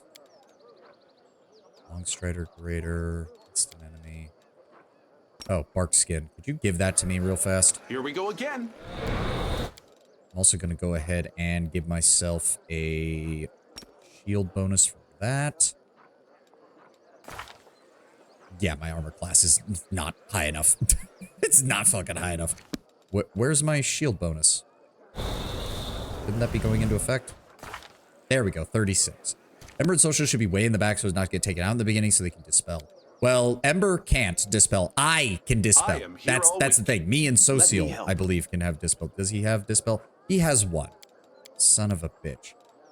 2, actually. Dispel greater. Better than nothing. We also have heal mass, energy drain, implosion. The main thing for dispel is making use of my unraveling infusion. Why doesn't anyone here believe So I want to be here. Arushale, you can set up here. So Ember, is set up here. I wonder why. protects us. And then Sociel, give me a hard save first. And then I want you to put the guarded hearth down right here. Go. I feel like the chosen one. I've got a bad feeling that when I do this, it's going to move my entire party, and I really don't want that to happen, but it's probably going to do it.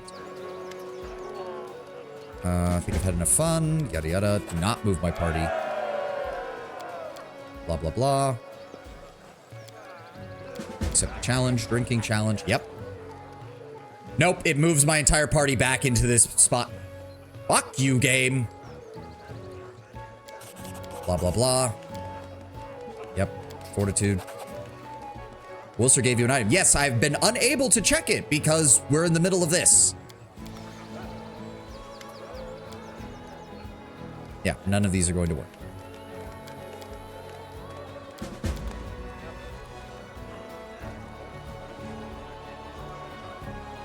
In order to position for cutscene fights, use the formation setting. What is the formation setting? Oh, for the love of fuck, stop dealing 80 fucking damage right out of the gate. What do you mean formation set? Why does it, how does that make any sense? This isn't my formation. That doesn't make any sense, Run. And I forgot to do the stupid pit because fuck me. And they're all faster than 90% of my build. Because of course. I'll rip you apart! Okay, unraveling infusion. Okay, so what we're going to do first.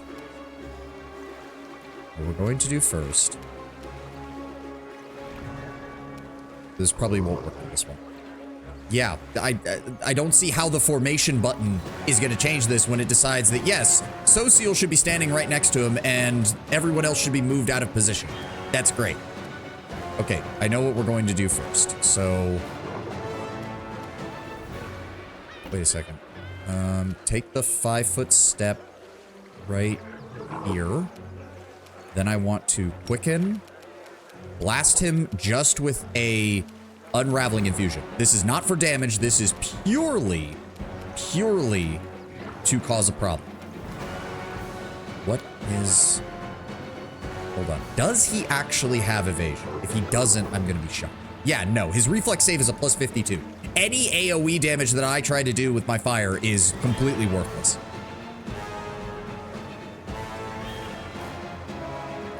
Dodge, greater, evasion. Yep, he has evasion. So yeah, no. Any kind of AoE he just dodges out of and it doesn't matter. You can teleport with your cloak. If I teleport with my cloak, I can't get off a second attack with Metakinesis Quicken. That's the problem.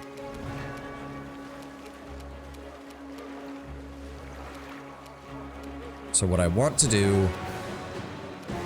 Why is my basic one? Well, Quicken does take a lot of burn, so we're just going to fire a regular shot. Ow. We immediately miss. Critical miss. Great. Great. Great.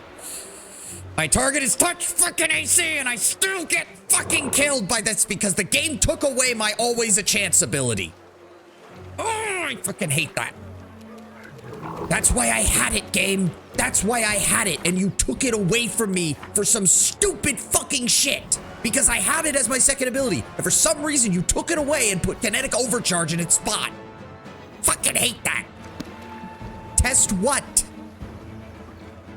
I'm sorry, Runner. Test what?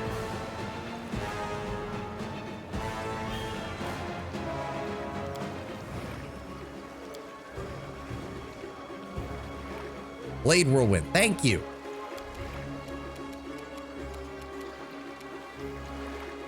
Okay.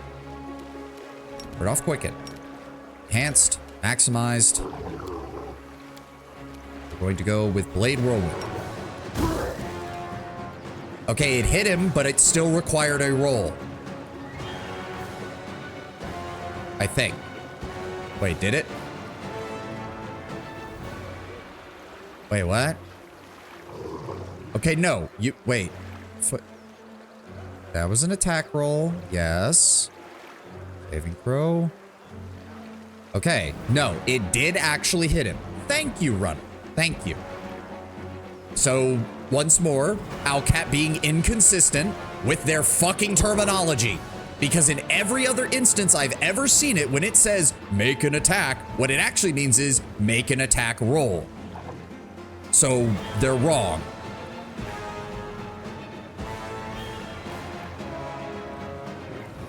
What's Heaven's Breath? Above Fire Blast. It did make an attack. Did it?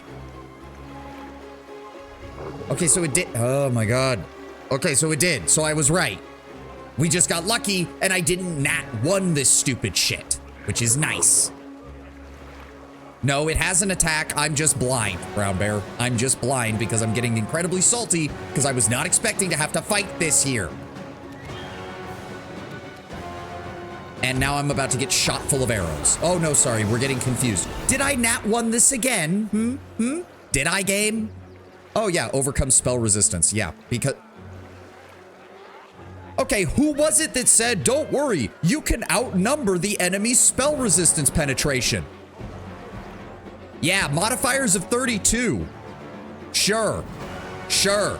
Yeah. Fucking hell. spell resistance is totally good. You can use it to get around enemy spell. No, you can't, because they give them a modifier of 32.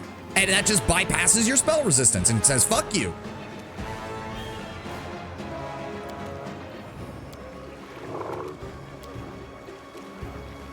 Let's just go ahead and throw a Rift of Ruin down here.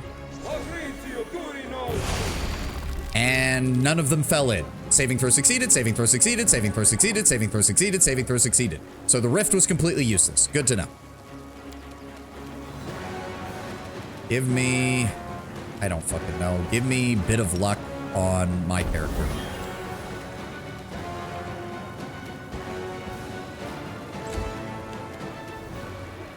Ruchelet, give me... You already have Hurricane Bow, don't you? Yes. Give me Sets Vitals and aim for... They're not flat-footed. They haven't gone yet, but they don't count as flat-footed. Fuck you, you piece of shit. Oh, and now I can't send Olbrich after them because the Rift is there. Fuck. So Olbrich is now useless. Olbrich is now useless until I can have Social dispel that spell. Because he's gonna fall in. Well, he shouldn't, because he's got the ability to fly, but knowing Owlcat, they didn't code that properly, and he'll fall in.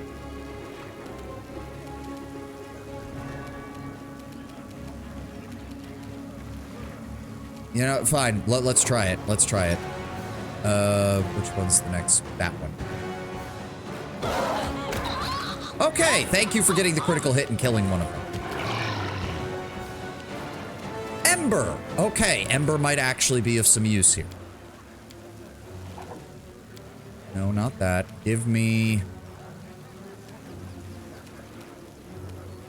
or she's useless. I don't even know anymore.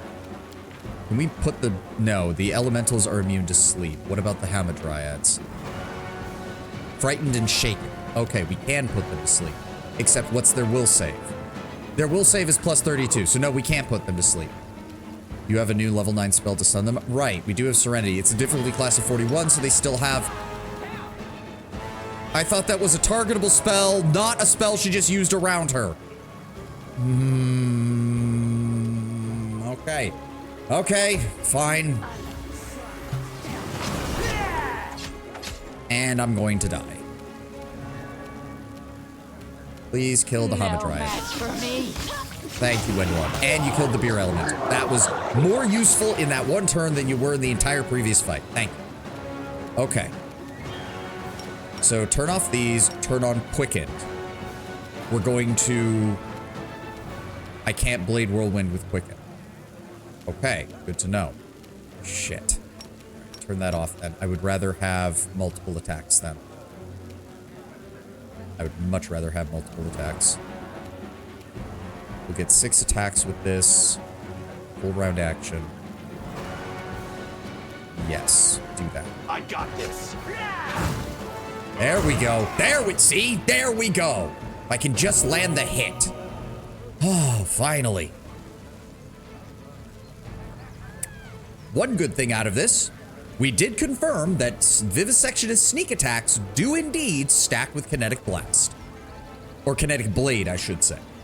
The haze of anger begins to fade from the fighter's battle-crazed eyes, and his grim scowl is replaced by a mischievous grin. Enough.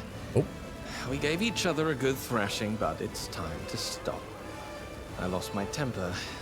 That tends to happen when I've had a few. Denlian holds up his hands as he returns to his usual form. I should probably apologize and introduce myself properly. As you've likely guessed already, my name's not Denlian. My name is Caden Kalian, the accidental god at your service. I suppose that makes sense, given that you summoned fucking beer elementals. Okay, so I got my ass kicked by a god in the first round. You know what? I feel less salty now. No fanfare fills the air, and hundreds of Azadas do not darken the sky with arrows tied with ribbons. The man who called himself the patron of adventurers and the lover of drink simply stands before you with an amiable smile on his face. You went to pretty extreme lengths just to say hello, sir. Well, I am the god of bold deeds and risky ventures, not the god of politeness, not the god of prudence. My way is to act first and think later. Much like Iomade, Caden is an ascended mortal to true deity, so technically speaking, he could have just snapped his fingers and killed him. Yes. I mean, I figured it had to be something, like, I figured it was Fae related given what he summoned, but yeah. Weird that he of all beings would lose his temper for being drunk. I don't think he lost his temper from being drunk, Nomato. I think he lost his temper because I was beating him at a drinking game. That's a completely different level of disrespect when you're the god of drunkenness. Did he become a god by accident? Yes. Yes, Tenwin. Paizo has very faithfully never told us how Caden became a god. He doesn't even remember how he became a god. He remembers getting drunk and wandering up to the Starstone trial, and that's it. When he next woke up, he was a god. When you say snap a finger and kill you, is that literally like a heart attack, or does each god doing it have some theme? With Caden, he would probably just flick me on the nose and break every bone in my body simultaneously. That sounds something more like what he would do. Asmodeus is more the kind of, I'm going to shove my hand into your chest, tear your heart out, and force you to live long enough to see it. Well, I feel a lot better now. We literally went toe-to-toe with a god's mortal form, so that makes me feel better. He got pissed drunk before the Starstone challenge successfully. He does not remember how. Yep. He has no idea. And again, to Paizo's credit, they have never written anything about it. They've just said, nope, he went in drunk, he came out a god. Nobody knows how it happened. It's also why Iomade and Norgabur, I think is the other one, don't really like him. Because he was so... Norgabur became one of the world's most deadly assassins to become a god, and Iomade inherited the power of Eredin. Meanwhile, Caden Kalen got drunk and wandered in. Supposedly part of his motivation for becoming a god was sleeping with Callistria. Not surprising. Doesn't she also kick his ass on occasion, though? Like, it's a bit of a lover's quarrel kind of thing. So is it just mega powerful, not some divine smiting with a unique theme? They are still individuals, Tenwin. It's one of those cases where it's like, if this was tabletop, the DM would be in charge of coming up with a suitably unique way for him to beat my ass. How about a friendly drink? Well, how could I refuse a drink from the patron of drinking himself? Here's to you. God, Regil would be trying to kill himself if he had come to this. I'm glad we didn't bring him. Thought he had a drunken bet with friends that he would become a god. I think that's mentioned, but again, nobody knows the exact specifics of what happened. Then, not even him. I wanted to meet you, and so I have. Now I think it's time for me to head somewhere else. I'm not going to give you my blessing. You're used to handling things on your own. So I'll just wish you good luck, Commander. Thank you. Please don't come back. Norgabur's mortal life is a total secret, including how and when he took the challenge. Similar to Caden, no one knows about his ascension. Thus, Iomade is the least mysterious. Well, yes, but Norgabur also does remember, I'm sure Norgabur does remember what he did in order to ascend, whereas Caden doesn't even know that. What was I saying just now? How do I get rid of the spell? Wanna play Where's the together? dispel ability? Isn't it on here somewhere? I thought it was supposed to look like a hand or something. Where is it? I thought there was supposed to be a thing where you can turn off ongoing spell effects. Where the fuck is it? There it is. There we go. The No. world has suffered enough. What the? Okay. Oh wait, did I have Ember cast that? No. Okay, are we good now? Are we good now? Because I got really salty there. Trusted friend. This token grants its wearer a +2 circumstance bonus to charisma and a +5 circumstance bonus to persuasion. Only the Knight Commander can equip it. It's not actually an amulet, is it? No, it's a belt item. What's Oh, going good. on here? Sweet. Free bonuses. We love to see it. That actually gets my charisma up to a 19. We are fatigued.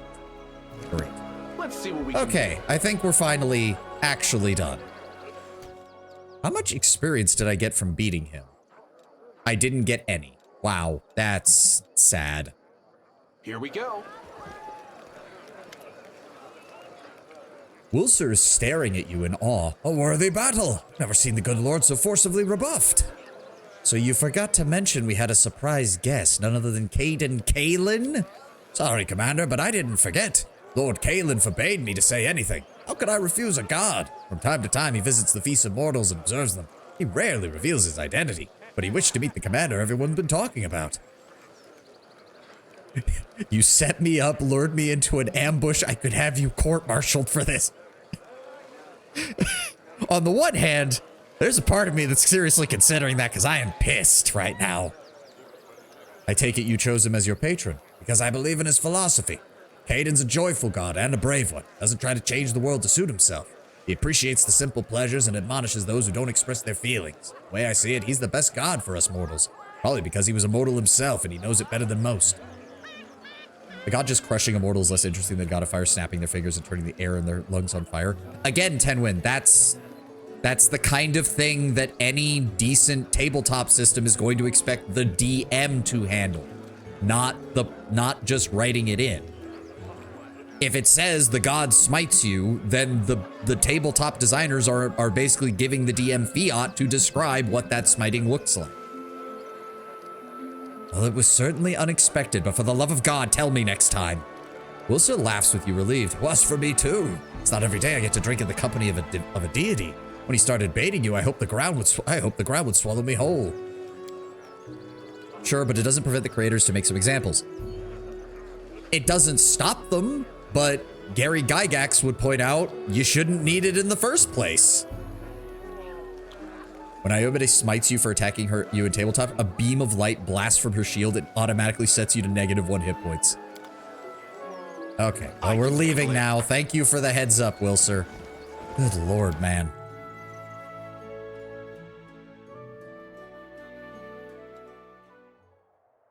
I have to assume that if you beat all of his little party games, he doesn't fight you. I'm assuming that's what happens. Ugh, I need to go rest. I got my ass kicked by a god, and then I kicked his ass. I got unnecessarily salty there. Again, this build is great as long as I can hit things. I just didn't expect... Oh no, you. My friend, I should like to request your help. Camelia's face remains calm, but her voice is trembling with excitement. Remember how much fun we had in Alushanira? That is a word you could use to describe it, yes.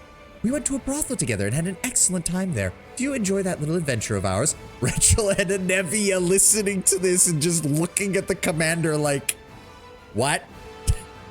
Camellia licks her parched lips. I wish to invite you to go on another with me. You wouldn't be opposed to escorting me to Canabras, to my father's old mansion, the place where I spent my childhood.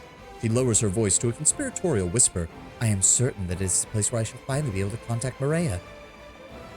I like Storm of Justice graphics. Light comes down and enemies basically turn to golden embers. Yeah. Really, could you possibly phrase that worse? My reputation is not completely ruined yet. Why to Canabras specifically? Because it's what I want. My desire alone should be enough.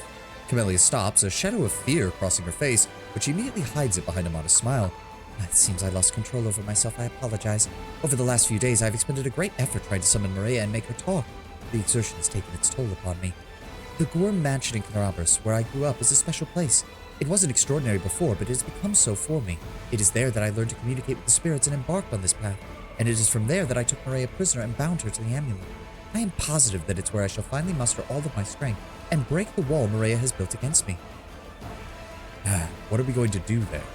We'll try to find a comfortable place of meditation, and I shall summon the spirit. I don't yet know exactly how this can be done, but I believe I should be able to figure it out once we're there. Oh, good. So for once we're not killing something. Okay, we'll go there as soon as we can. Camelia's black eyes shimmer like two lakes on a moonlit night. I thank you, friend, and I shall await your earliest convenience. I don't like the sound of that. I don't like the sound of that at all. Right. One thing I am going to do while we're here, I'm just going to take everything that's in my personal chest. Because at some point, I would like to actually go through my character's inventories and start optimizing some stuff, but I'm not going to do that on stream. Because it would take way too fucking long. Legil leaning over you. You know she's a psychopath, right? You always want to show me that I'm your bigger story. Why? I'm not a superb fighter? As a fighter, you are passable, but that is not enough to warrant my respect. I mean, Regil, she's a bit beyond passable at this point, considering the fact that she can blend mythic beings to death. Let's see what we can do. All right. Most people would say, look who's talking. No, no, no, Lord Brown Bear. Regil is a sociopath. There's a difference.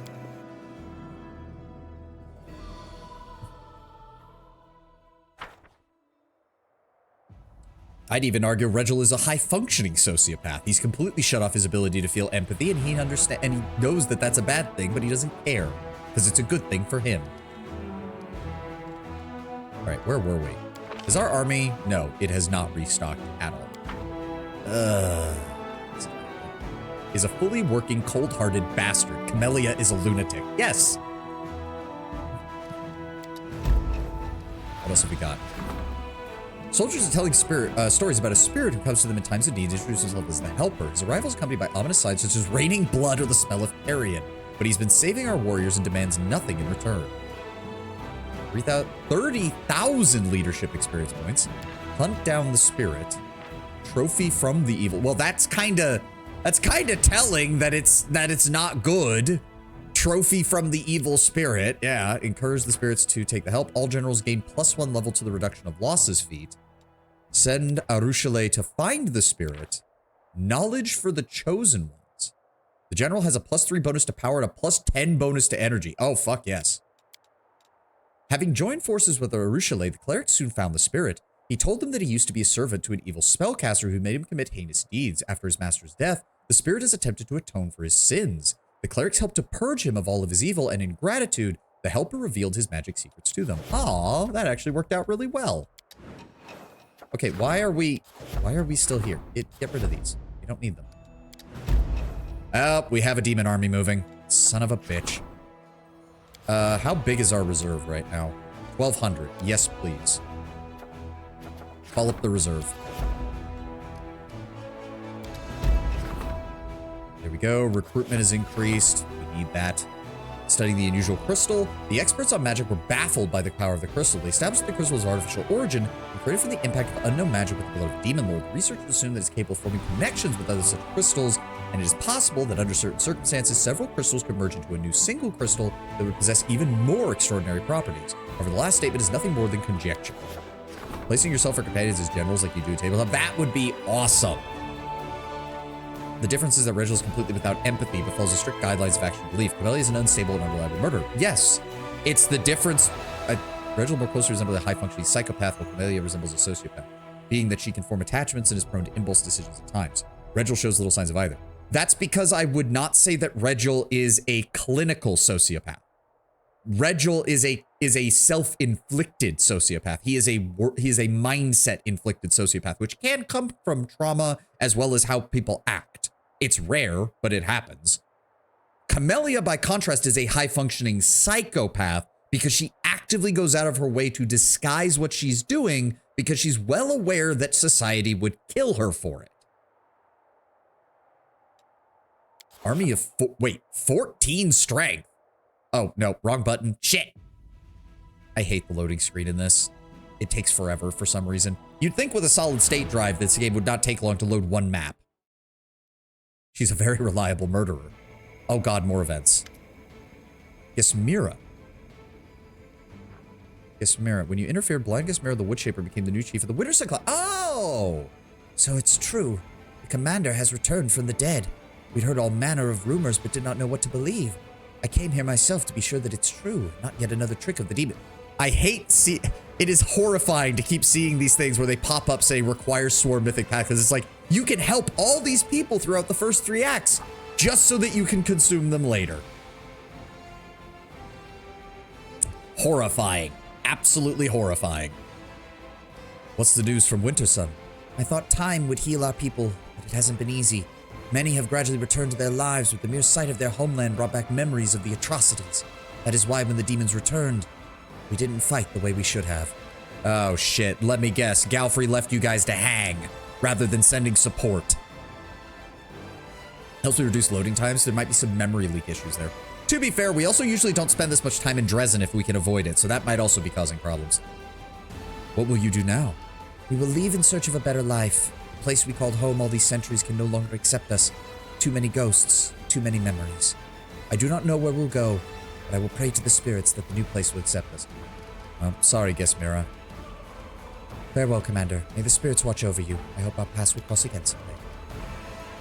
Well, so much for a happy ending for them, but I guess I shouldn't be surprised. And yeah, I'm guessing when the demons came back, Galfrey was like, well, they're the Sarkorians, so they're not technically under our protection. She fucked off and left them to die. Recruitment growth increased by 7% for 20 days. I mean, I guess. May as well. Can we get this logistics chain working? Thank you. Now, what was I gonna check? Right. What did we get? That's really not that big. But, okay. Take what we can get. Take what we can get. We did get a good chunk of marksman, which is pretty much the main thing that we need.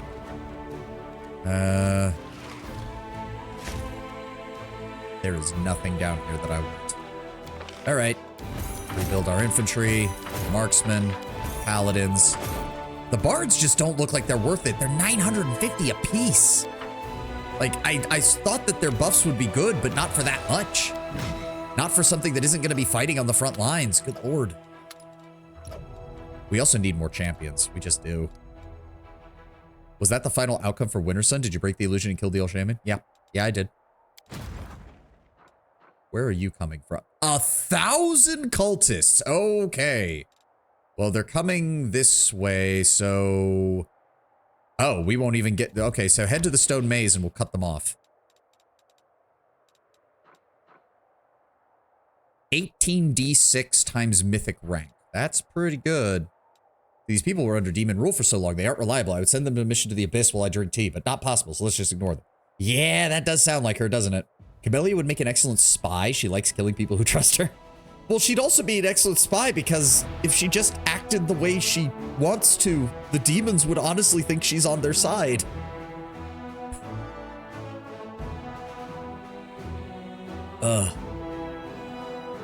Actually, you know what? Send... Okay, so the ad is playing, but let's just send our army here because he's going to have to march up this way. That'll also put us in position to maybe go after these guys next. I would like to keep getting some more experience and some more units. We really just... the mercenaries just aren't worth it. And I believe this place should be getting built up right now.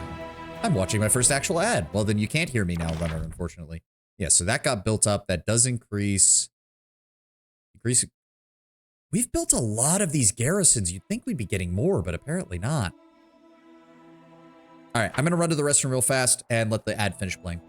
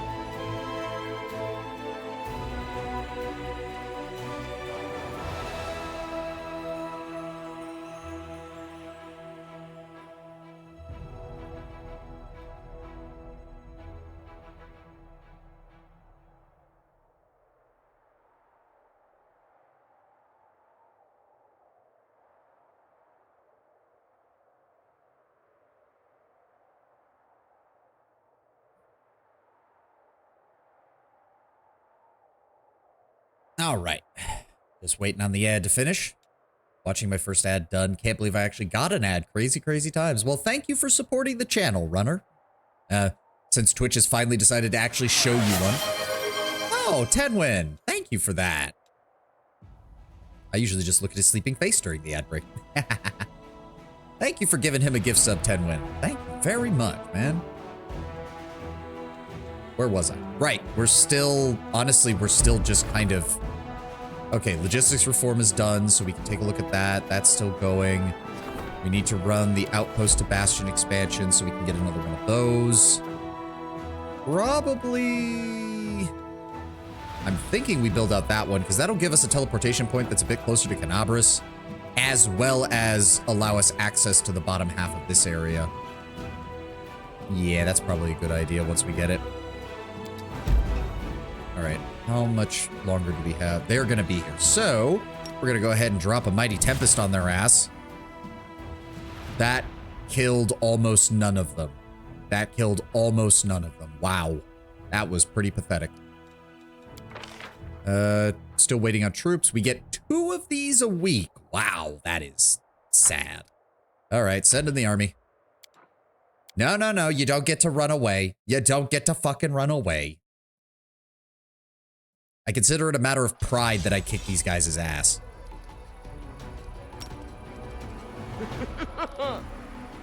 Slow, good. I don't even know what other spells he has. Summon elementals.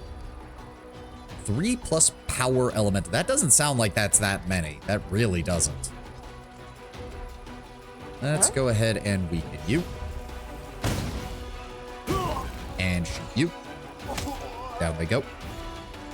I kind of find that funny because of the way damage works. 291 marksmen fired. So 291 arrows went up into the air, but over 500 cultists died. Do we have like exploding arrows that I don't know about or something? What does a sub do? So the sub, first of all, I get a little bit of money from that. I'm still on the base rate for Twitch, so I only get 50%. 2, the emotes, I don't even know if I set those to sub only or if you have access to all of them. I can't remember because it's been so long since I added the emotes. 3, you don't have to worry about ads at all.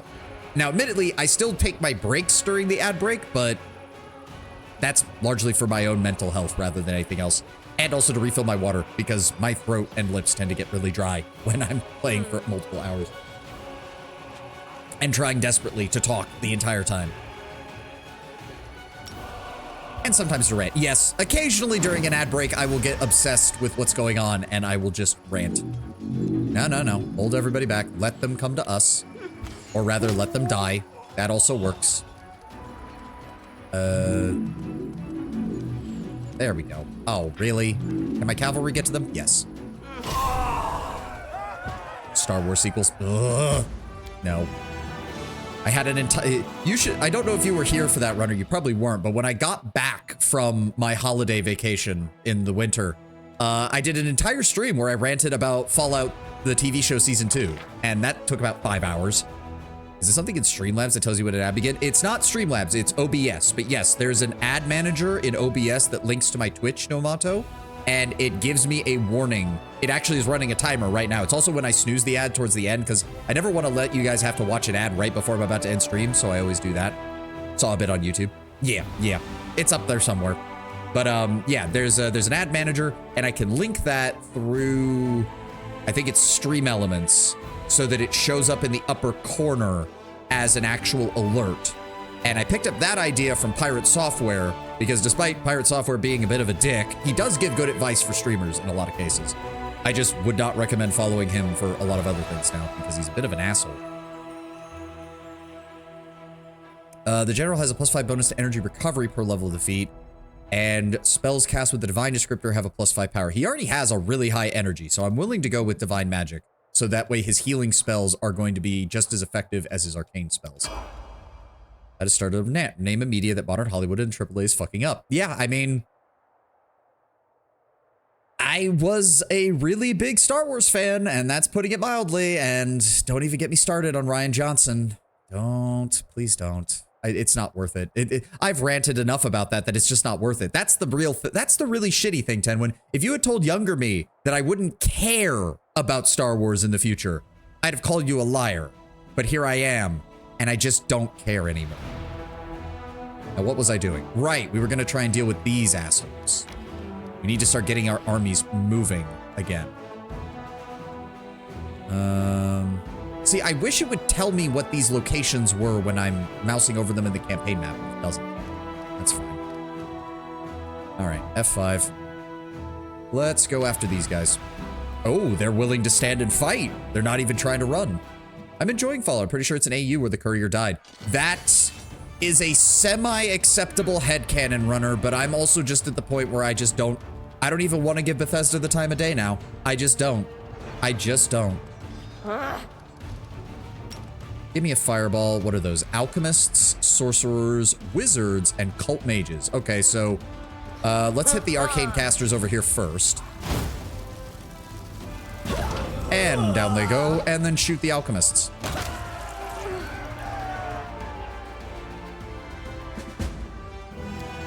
Well, that was easy. I don't care because it's oversaturated rather than it's bad quality. If it was a rare bad event, it would be more of a discussion piece. Yeah, it happens so often now that it's getting even more annoying to talk about. Malicious mages used to live here. All kinds of outcast practitioners of forbidden magic, scoundrels who knew no fear of the gods and were eager to sacrifice their souls in exchange for power. Now they are all dead, and with utmost care, the soldiers examine their trophies, their magic labs, storage of artifacts, and occult libraries. Nice. Took them out, is what we did. Who's next?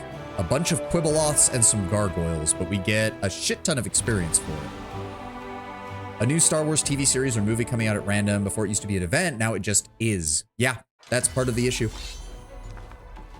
I mean, if you can't cater to all endings, removing the story works. No. I'm just gonna say no. I fundamentally disagree. If you can't cater to all endings, fucking Bethesda, you have the entire rest of the Western Hemisphere to set your Fallout stuff in. You already did that with Fallout 3. Like, hey, we don't want to do stuff on the West Coast. Let's go do stuff on the East Coast. Okay, fine. Fine. No problem. But now they're going back and causing problems. And I don't like it. Yeah, but fan service. Don't even give me that. Wow. One Gibbereth. That's all that's left. Okay. Let's go ahead and weaken you. Thank you. But New Vegas popular. And then they destroyed everything that made it popular, so you'll forgive me if I don't give a shit. Right, block that area. Summon up the hounds. Oh, you summoned a single Shreer. Okay. Wow, even 100 champions can only deal like 4 to 8 with the gargoyles. That is sad. They have a lot of defense. Jesus Christ. Alright, well, deal with that. Fight, fight, fight. Oh, come on! I mean, I guess that's better than... how much damage did we take? We lost 7 to that. That's fine.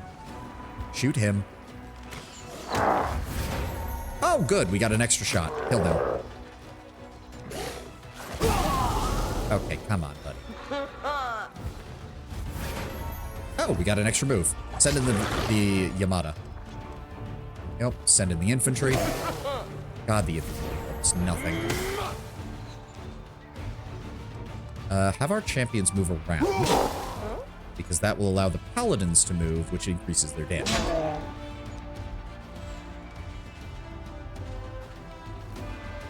About to say, why the question mark, Penguin? Comrade's been here a couple of times. There's no need to question him being here. Hey, just shoot this man. There we go.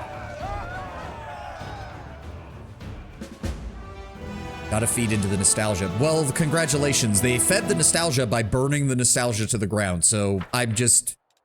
Again, if... I said this in my grand rant when I got back from vacation. If Bethesda is truthful about basing Fallout 5 on what happens in the TV show, I will not be buying or playing it. Period.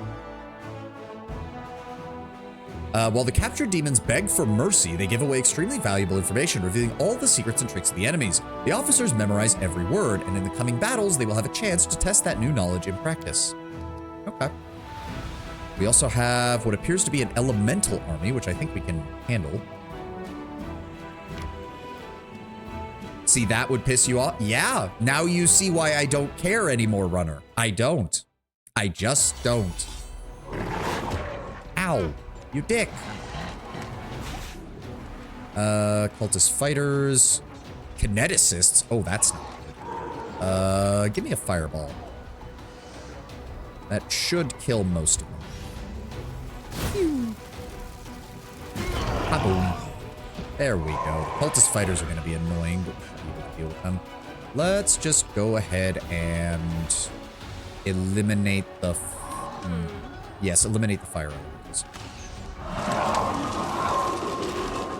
Wow, that does nothing. Well, attack. Summon up the doggos. I like the show as an AU, but I prefer the unstoppable demigod to these noobs struggling with 3 death claws. I mean, it doesn't even have to be that. It's just the simple fact of what they're ruining in the canon. They turned the Western Brotherhood... No, I'm getting off top. No, you know what? They ruined the Western Brotherhood of Steel, made them into a bunch of frat boy fucking morons. And the fact that nobody seems to give a shit about that among, like, the basic audience is pissing me the fuck off. Have you unlocked the delete everything button with Setsuna Shy yet? I guess not, because I'm still not able to quite do that yet. Alright. Well, the dogs are holding them off, so that's fine. Let's go ahead and shoot. Oop. I made the Brotherhood of Steel a sexist, conservative only group who doesn't respect what... I mean, okay, hold on, Tenma. They are conservative, but they're conservative in the way the Brotherhood is conservative, not political conservatives. Which is part of the problem, because Bethesda decided the word conservative just has a universal meaning that is unchanging, no matter what circumstances it's in. Because we're morons. Yep, they're attacking the dogs. There's not much we can do about that. If those were New Vegas Death Claws, they would have died. Probably. I don't even know what you're referencing. I know they encountered Death Claws, but I don't actually know what happened, because I don't watch the show anymore. I was willing to give them the benefit of the doubt in Season 1, and they repaid me with this bullcrap, so I stopped watching. Yep. Dogs attack that one. Yep, he's gonna attack my paladins. Ow! Why did we lose 11 more from that? Fuck. Alright, well, take them down. And we'll surround them. I want you...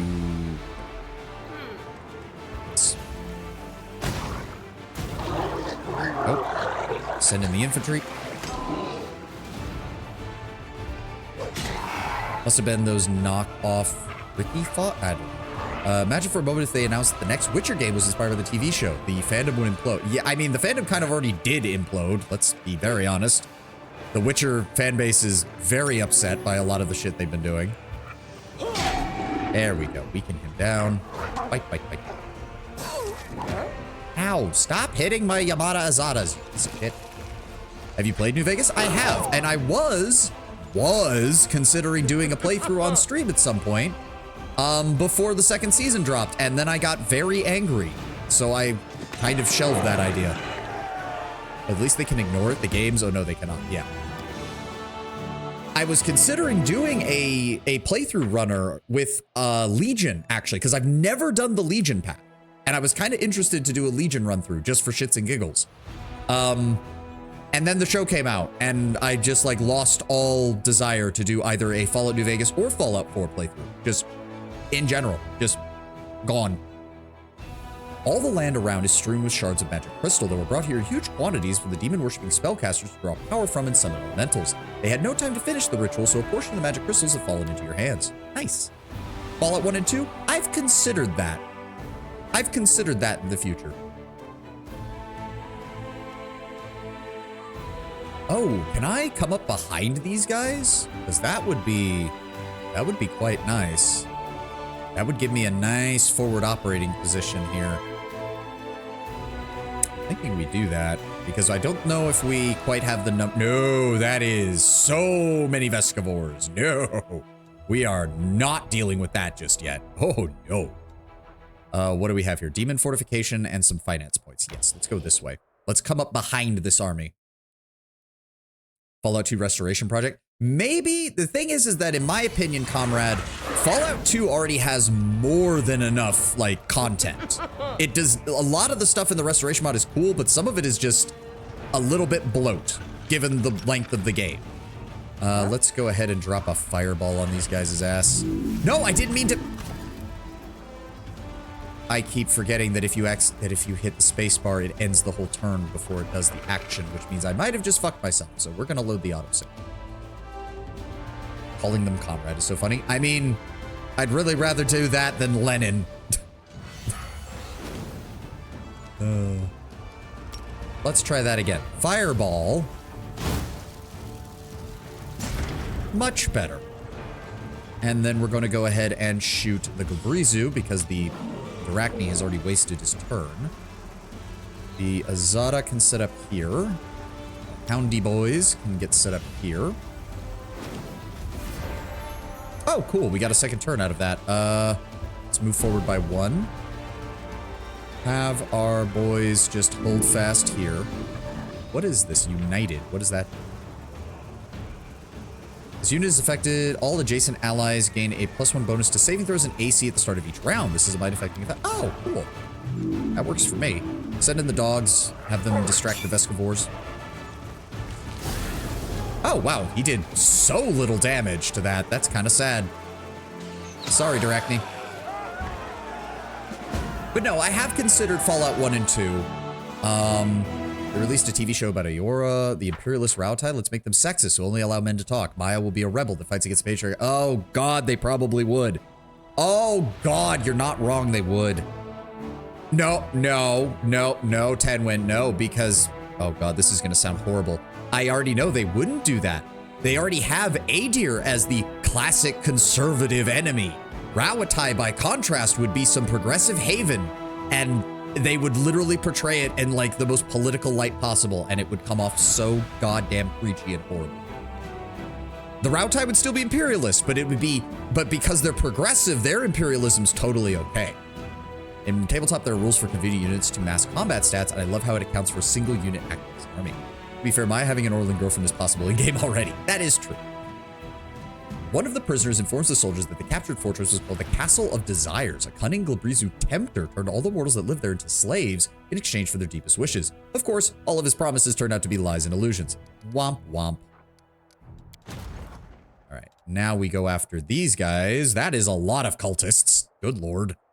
All right, we'll deal with that. Also, size difference. Yeah. I mean, Maya was bigger than my Watcher even when he romanced her, and he was a human. Ignoring the idea of a Marine being open-minded because of practicality. What have we got? Oh, no, there's not really much point in that. Let's go ahead and shoot you with the fire. I'm going to shoot you with the archers. We're going to have you block off this area. Let's go ahead and summon up the dogs. We are massively outnumbered here, so I'm really going to be relying on... my fucking magic in order to get the job done. Oh, yeah, that's a problem. They're slow, though, so we don't have to worry too much about them. The archers can also kill about 500 of them, so let's go ahead and weaken you again with another bolt. And then we're going to shoot you. There we go. That took their numbers down. And then send our Yamadas in to attack them. Send our infantry in on you. Hey, second turn. Get stabbed. And then send our... We're gonna have to send them there. Nice. And you there. There we go. Okay, they're nice and weak. Send the dogs to go distract the cultist fighters. They're probably gonna die, but I just need them to not move next turn. Oh, wow, they did almost nothing. All right, we're gonna double down on damage against... So I guess the mythic units are actually really good at blocking like regular cultists. Then we're gonna shoot you. That is a lot of damage they can potentially do. The Asadas are just tearing through these guys. Down he goes. Oh, wow. They actually didn't do nearly as much damage as I thought they were going to. Send in the champions. Oh, nice. And that means he can move, which gets him out of the way, which then allows our paladin to come in as well.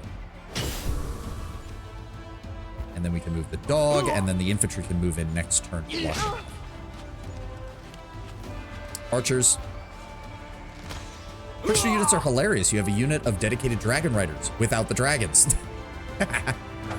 As well as vampire ninja pirates. That sounds redonkulous. We actually don't need you to assist. Go up here and assist against the cultists. Finish them off. Oh, sweet. There we go. Oh yeah, you killed one dude. Good work. Get fucked.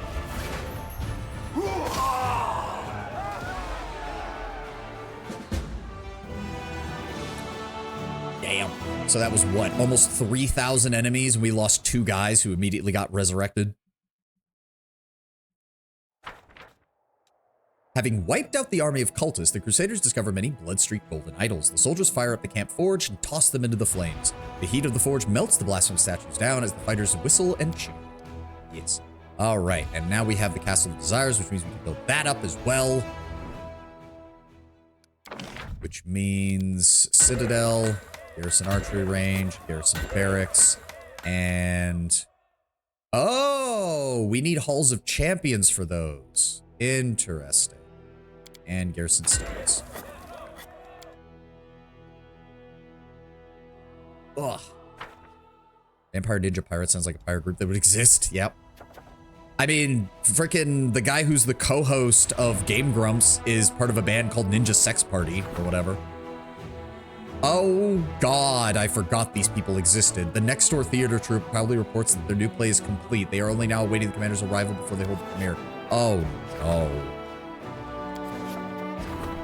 The Sicorian land is full of dangerous creatures and abyss-poisoned beasts. A large pack of monsters has migrated to the Crusaders' territory and made its lair somewhere in the vicinity of Dresden. They attack the scouts and hinder deliveries of supplies. Teach soldiers how to deal with the beasts, find and clear out the nests. So nest cleanup gains 6,000 logistic points for some cost, and Monster Slayers gives our units ready for anything for 60 days, which that sounds far more useful. That sounds far more useful. How else would Netflix fuck up Aora for their modern audience? Well, because of the slavery connotations, Orlans would be black people. Which, then you have the unintentional racism of turning the most bestial group in Aora and comparing them to black people. But that sounds about par for the course for Netflix, because fucking Netflix, they're idiots. No surprise there.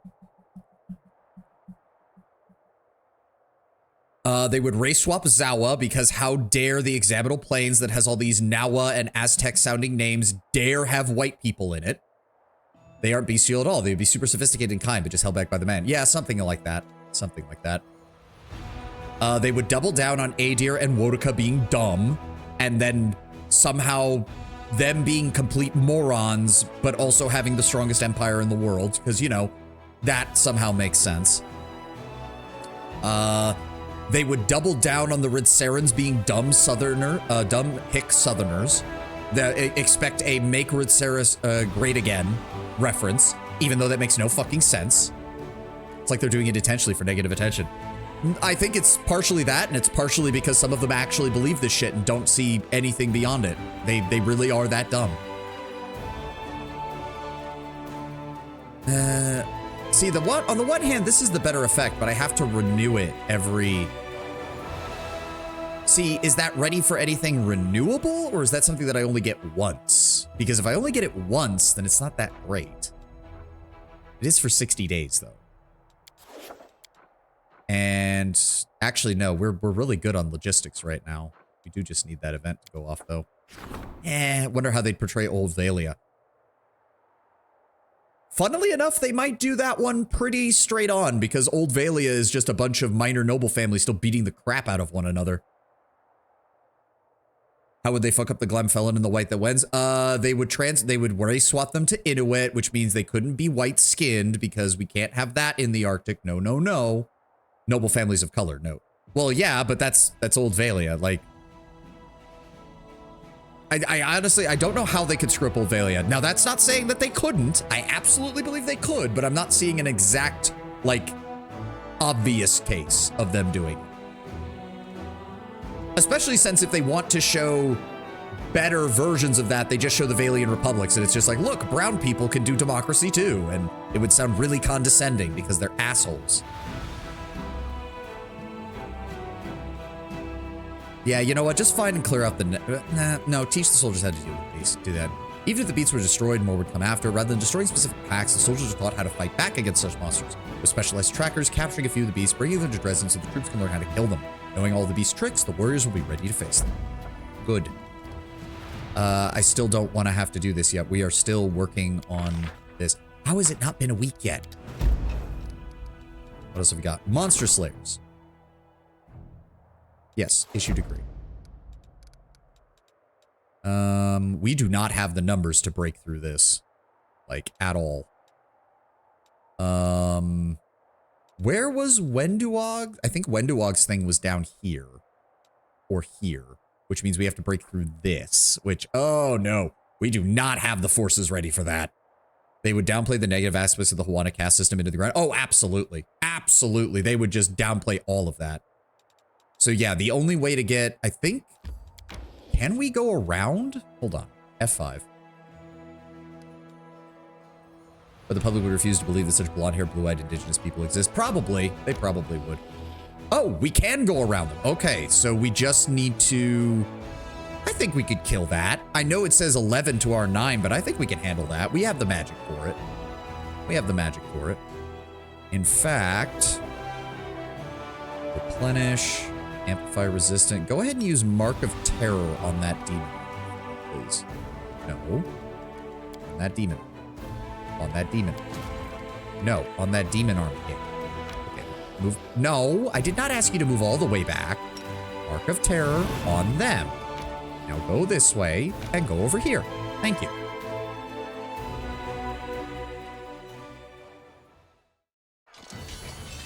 All right.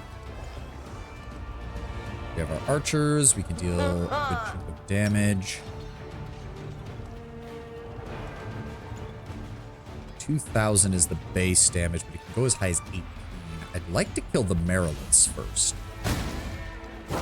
Close enough. Now let's hit the Glabrezu. There we go. Nice and weak. Oh, and we got a second turn. Perfect. Kill the Mariliths. The Nalfeshni will get a turn, but that's fine.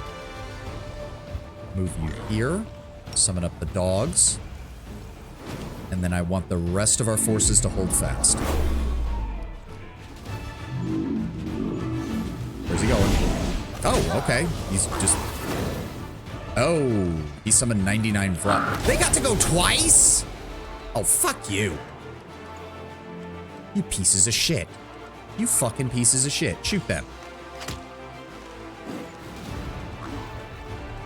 Alright. Finish off the Glabrezu. Go. Give me the fire on the Nalfeshni to weaken them. And send in the infantry on the Vrots. Which is not going to do much.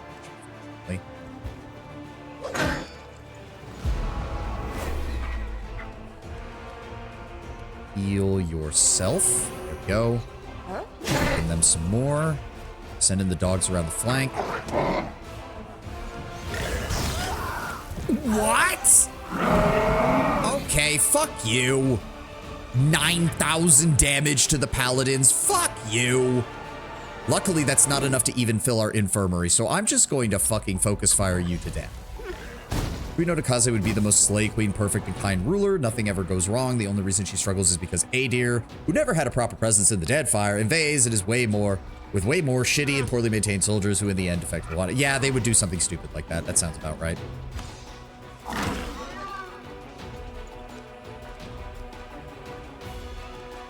Well, moderate wounds on you. There we go. Unfortunately, our champions can't do anything. And he gets to go again. Do not tell me he can cast Lightning Bolt a second time. Good. Immune to Lightning Bolt. Get fucked. Alright, please finish this fight. Thank you. Weren't some, if not all the people the Romans called barbarians, indigenous white people, or am I tweaking? Okay, Karma, so do you want the full breakdown on what the word indigenous technically means and how it has been purposely designed so that it excludes pretty much all Europeans from the label, even when they're in their own homelands? Mainly because the definition, as applied by the scientific community, basically amounts to they didn't live in actual structures, and since Europeans always built their villages, technically they don't count. It's really fucking stupid. It's incredibly fucking stupid. One of the Nalfeshnis killed by the Crusaders was clutching a huge bloodstained bag in his arms. Inside, the soldiers found weird trinkets, broken artifacts, relics of lost power, and other such oddities. It seems the demon took joy in collecting broken magical things. The voice of the cursed bard. Priests of Shellin only speak the name of Francus, the cursed bard, in terrified whispers. There was a day long ago when he was one of them, and his fame resounded from Varicia to Andoran. He traveled the world with a song and a smile and a lovely wife by his side. He dreamt of creating the Song of All and spent years gathering sounds and notes for a melody that would encompass the entirety of creation in supreme harmony. The laughter of a child, the confession of love, the triumphant cry, and the gentle lullaby all became sources of inspiration. The journey brought the husband and wife to Dresden, where the great bard sang for the soldiers to inspire them before battle, but one night darkness descended upon Frankist. You are gathering only the notes of joy, bard, it whispered mockingly, but there are so many other sounds you've never heard before, it murmured. Pay me with the blood of your love, and I will reveal them all to you. Frankest attempted to resist Nocticula's seductive voice, but to no avail. By dawn, his hand reached for the knife on its own accord.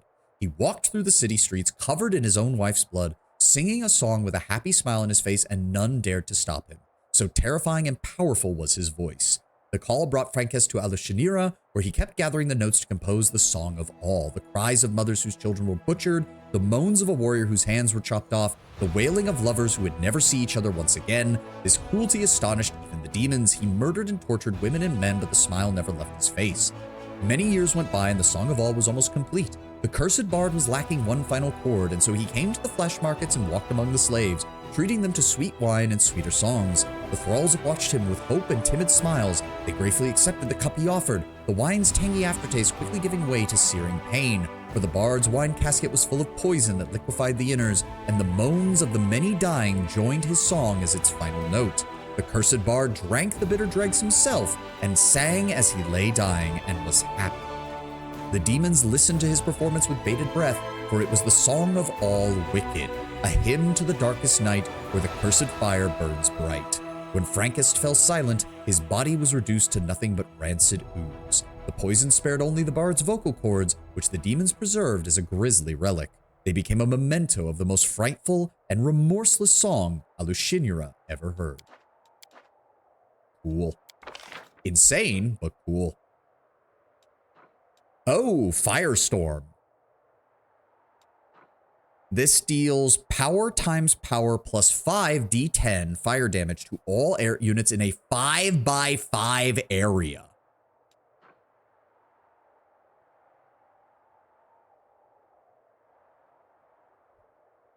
Deals power times power plus 5 times 3d6 negative energy damage to a unit. This is an arcane spell. And channel negative energy to all undead units. Or, negative energy damage to all living and restores HP to all undead. I'm guessing Firestorm is my delete everything button, but holy shit does it cost a lot of energy. Then again, Finger of Death only targets one person. So hold on, power, his power's going up to 60. So 360 plus 5, so 365 d10 worth of fire damage versus 365 times 3d6, which would be 365 times 3. What are we, just short of 1200? It'd be like 1100 and something with change. 11, we'll just round down and say 1100 d6 versus 350 d5, 365 d10. So Finger of Death is good, but Firestorm just lets you delete entire sections of the map. They were more white than the Romans, and objectively, the Romans today would probably fit more of the brown tag than the white. See, that gets into the whole argument about the what is called the olive skin tone and how Mediterranean peoples fit into that, which is an argument that I don't really care about, and quite frankly, most people don't either. All right, so we took control of this, and we're getting that built up. I can teleport to the lands of Yath, and we can go from there. We just have to get, because I'm pretty sure that was Wenduag's quest location. I'd really like to get to that and finish up her Romance quest.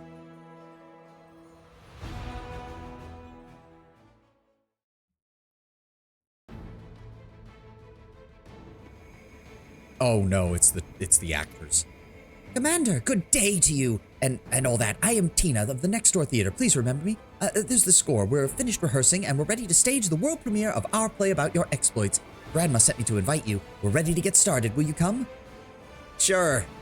Okay. Oh, God. Oh, God.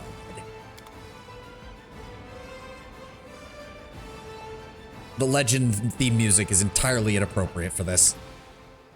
Oh, no. Grandma Gretlin's smile shines with pride and happiness. Her new ladle shines equally bright and is held like a scepter. Ladies and gentlemen, the day has come that every participant of the crusade has awaited with bated breath. The day when we, the Next Door Theater, finally present to you our newest production. Theater! Theater! Ember laughs melodiously and claps her hands. Okay, Ember likes it. That's all I needed to see. Greyboar casts a long and thoughtful look at Ember. The elf's joy is reflected on the dwarf's stern face by a slight smile. Aw, even Greyboar can't be angry around Ember. His face Demon Lord stoic, an actress starts lamenting. Yes. The massive prop catapult behind the grandma creaks loudly and ominously in time with her words. At least, you hope it's a prop. Today, we return to the recent past, to one of the first victories won by the commander of the 5th Crusade. Our show is dedicated to these grandiose, incredible, mind-blowing, exciting, large-scale, grand, and legendary events many of you have witnessed firsthand. As the director and playwright, I feel humbled and honored to... Captivated by her own speech, Grandma brandishes her ladle with wild enthusiasm and accidentally touches, lightly, one of the catapult's levers. Oh, no. Oh. Wait, did she just hit somebody? You hear a theatrically loud whisper from the ranks of the actors. Does anybody remember what we loaded that catapult? I have a better question. Who did that projectile hit? I see something that resembles a plume of smoke in the distance, similar to the one that we left the crates of our props in. I put a cherry pie in the catapult bucket to have a secret snack during the performance, and now it flew away. The last sentence is followed by a sob. Regil, standing in the corner, being the harshest critic. It is good for morale, however. Yes, but at the same time, I feel like Regil wouldn't be able to... No, you know what Regil would actually say, Tenwin? This is horribly embarrassing. This troupe of actors cannot act their way out of a black paper bag. They are useless. Send for Cheliax's greatest actors, and I shall show you the finest of high culture. Stop panicking. The show must go on, even if we are left without costumes and props. If something does not go according to plan, we improvise. Having whispered these instructions quite loudly to her crew, Grandma Gretlin gives a beaming smile to the audience. Nothing more than a few fireworks to celebrate our premiere, and now we shall begin. Someone in the front row fell over and has not gotten back up after you threw that thing through the catapult. They are not getting back up. Can we get somebody to go look at that, please? Hurrah for the premiere. Oh, God. In the year 4715, in the area near Dresden, a figure appears in front of an army awaiting his orders, and it is their leader, the Knight Commander, Savat. Oh, God, right. I told them to use the Cyclops as it. My heart burns. I mean, I am a kineticist of fire, so I suppose that fits. Speaking of themes, I think Azada has overall the best one, followed by Lich, then Devil. I like Lich and Devil more, but Azada's more well done. Well, again, Devil has the problem of only being a late game path, which is really annoying. Regil steps by the stage, performs 11 out of 10 Shakespearean line, makes the audience cry, then walks away stone-faced, refusing to explain how the hell he did it. It was on you that you assumed that a Hell Knight was incapable of acting. I assure you that I have studied the works of the Bard extensively. Leslie Nielsen. Yeah, a little bit. Before inspiring his army with a stirring speech, the commander pauses and prepares to say the most important words. Courage. Courage, you dumb lummox. Courage, the delighted Lambkin says proudly. Feeling inspired, he goes on without hesitation. We will never give up. Onward, my warriors. The commander's speech was certainly inspiring, but he understood it wasn't enough in the face of the upcoming dangers. He needed to describe the goals of the army and give real hope to the soldiers, and so he exclaimed... Grandma throws the encouraging glance at Lambkin, and Lambkin throws a pleading glance at you. Some Hell Knights are bards. That is a hilarious visual. That is a hilarious visual, but I can totally see it. Did you watch the new one? I have not. I have not. Study the arts of the bard, the simple act of making sure the low-quality lines and songs can never bend my heart or spirit. Probably. Probably. I have listened to the tragedy of Romeo and Juliet 1,279 times. I stopped shedding tears after the 5th. I stopped having a facial reaction after the 400th. and I stopped having even a thought about the play after the final performance. I feel like Hell Knight training actually would involve stuff like that. Like, they literally just desensitize you to everything so that it can never get a reaction out of you.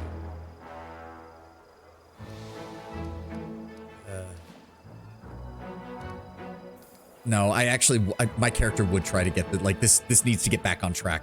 Like an arrow, we fly to our goal. We rush to our goal with... Lambkin pauses to prefer the last few words, the way others might prepare for a race or fight. Lightseed! Yes, Lightseed, an ancient Aslanti battle cry and a spell for good luck. Grandma Gretland remarks without batting an eye. I mean, I'll give it to the grandma. She's at least halfway decent at improvisation. I think that's how cursed sorcerers train in Jujutsu Kaisen. Oh, dear lord. With his army properly inspired, the commander explained the details of his grand plan. For as we all know, the commander planned to launch himself from a catapult and break through the enemy fortifications from the air. There is no way they managed to get a catapult strong enough to do this. Grandma glances at the catapult, and it doesn't look like it'll be able to survive another shot. And that is exactly what happened! Just as the commander was taking his place in the bucket before launch, the demons set in motion their terrifyingly cunning plan. They, after a very long pause, her eyes flash, cast an illusion that made everyone think the commander was just standing there, as if he was neither flying through the air nor cutting down hordes of his enemies. I really want a new Alcat Pathfinder game, either Rise of the Rune Lords or War of the Immortals. See, the problem there, comrade, is they did Wrath of the Righteous, which has the whole mythic system, and it's going to be very hard to top that. I didn't. Did you? Is it recommended? I've heard nothing but good things about the Liam Neeson one. And I have seen some clips that I do think are quite funny. So I think overall they did a pretty good job. Now that you have witnessed the most spectacular, dramatic, impressive culmination of the play, let us return to reality and welcome the person to whom we all are gathered to celebrate. The commander, for this was one of his earliest adventures. Oh, good. The person who got knocked out is back up. Good. They didn't die. Nomio and Kitsunet was such a foolish play. I had to intervene in the intermission and taught the actors perfect posture and pronunciation in roughly 15 minutes. Only then was it proper art.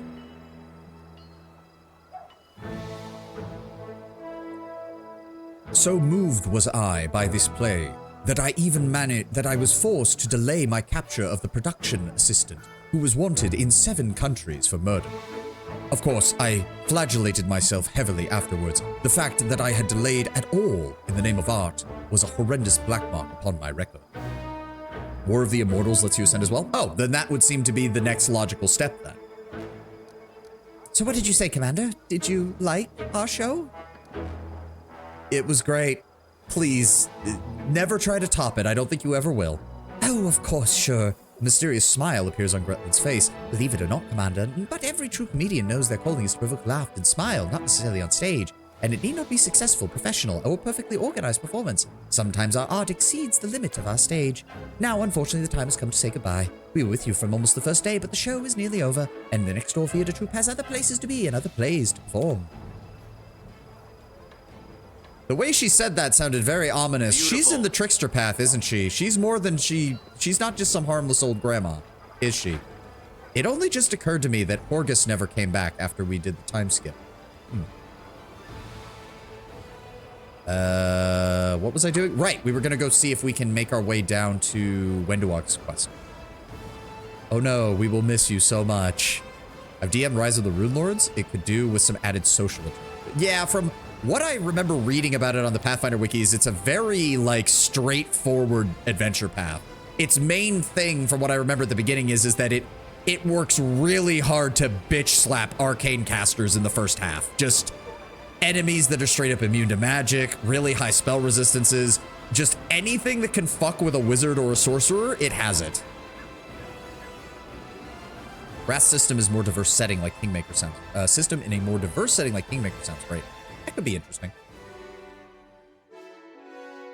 Failing that, let's do what I suggested for Warhammer, which is let's get some proper evil campaign paths in here, shall we? It's fun to randomly give Regil the most un-Regil behavior and try to make it into a Regil style behavior. Yeah, it's fun doing that. All right, bring up the minimap. So we need to go. Yes, the Valley. Yes, we did cut a way through. Good. So we can teleport to, which one is this? The Lands of Yak. There we go. Wow. And then we want to go here.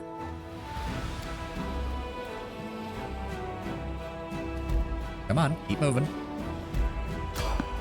Oh, another unavoidable random encounter. Is that a map mod? Not that I know of. I don't think I downloaded a map mod unless it was included in one of the bug fixes. How is our order set up here? Good. All right. Socio, get on your mount. All right. What fresh hell did we run into? Oh, it's a Minotaur. Lord Baphomet has sent me to bring him your head. You will not escape the Ivory Hunter. Your bones will join the others. Sick 'em. Here comes trouble. Is it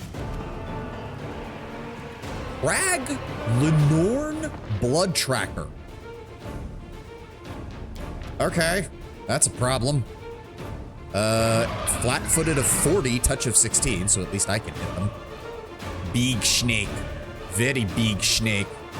I'm assuming if they have immunity fire, they're going to be using fire damage. So, Wenduag, let's start, because we're not in range for anybody. We're gonna need them to move a bit closer.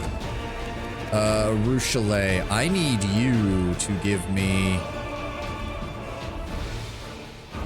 Would protection or resistance be better?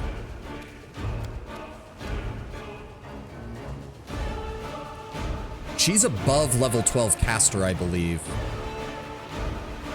But she's not maxed out on resist, so I think the protection would be better. Pretty sure those are dragons? No, well, Lenorms are like proto-dragons. They are what, I think in Pathfinder, they're what dragons evolved from, if I recall.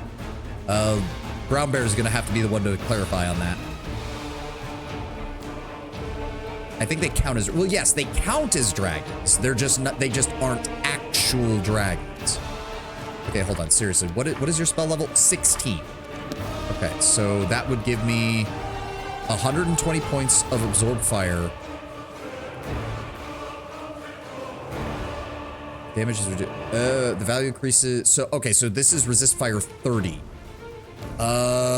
That's probably better for our level right now. There we go.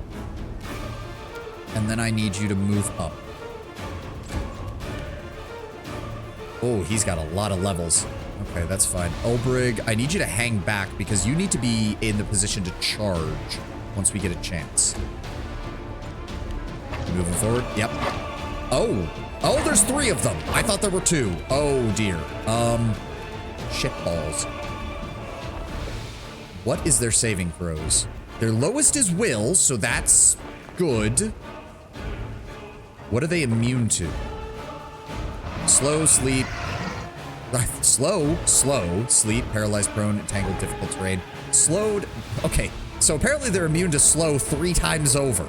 That's good to know. And they're immune to fire, which means her ability isn't going to work very well. Insanity, maybe? Are they immune to confusion? They are not immune to confusion. So insanity could work. Difficulty class of 39. It is a will saving throw, so they would need a 17 or higher to beat that. Let's go with insanity on you. Saving throw succeeded. Fuck you, game! Even when I build a character to be a save or die specialist, they still make their saves. Good God. All right. Where is my cape? Where's my cape? There it is. All right, give me that. Let's teleport here. Thank you. And then I am going to, do they actually have, okay, they have Shield of Faith, Freedom of Movement, Regeneration, which I know we can't dispel, and True Seeing. They also have Outflank. That's not good. So I don't think we need to bother with Unraveling Infusion on them. That's just a waste of burn. Give me our attack. We get 6 attacks. And their touch AC is garbage. Yeah, their touch AC is 16. So maximized, fortified. Can't do blue flame, but we can do this. And this will only cost us 1 burn. So let's do that. You didn't specialize hard enough. That's why I don't do save or die. I mean, technically you do, runner. It's just save or die with damage. Originally, there was a dragon god, Apsu and Tiamat, their son Dahak. When Dahak went crazy, Apsu and his metallic dragon progeny teamed up to fight him. At the end of the fight, Tiamat offered to heal their wounds in return for Dahak's life. Those who accepted became the chromatic dragons. Oh, okay. I got this. Yeah, I deal over 300 damage a piece on a crit, and over 170. Burst of Glory. I'm assuming he cast that on himself. I don't even know where that guy's going. I believe Arushale should be able to kill him, because now that he's out, Social, I would appreciate it if you should have protection from elements, don't you? Yes, give me protection from energy, fire. Just double down on that, please. Thank you. And then if you would be so kind, not calming touch, where is it? Touch of good. If you could give that to Wenduag, that would be great. Thank you. Wenduag, finish this man off. Here he goes. Oh, she almost got him. She almost got him, too. You got the touch. You got the AC. Let's go with Hurricane Bow to up her damage.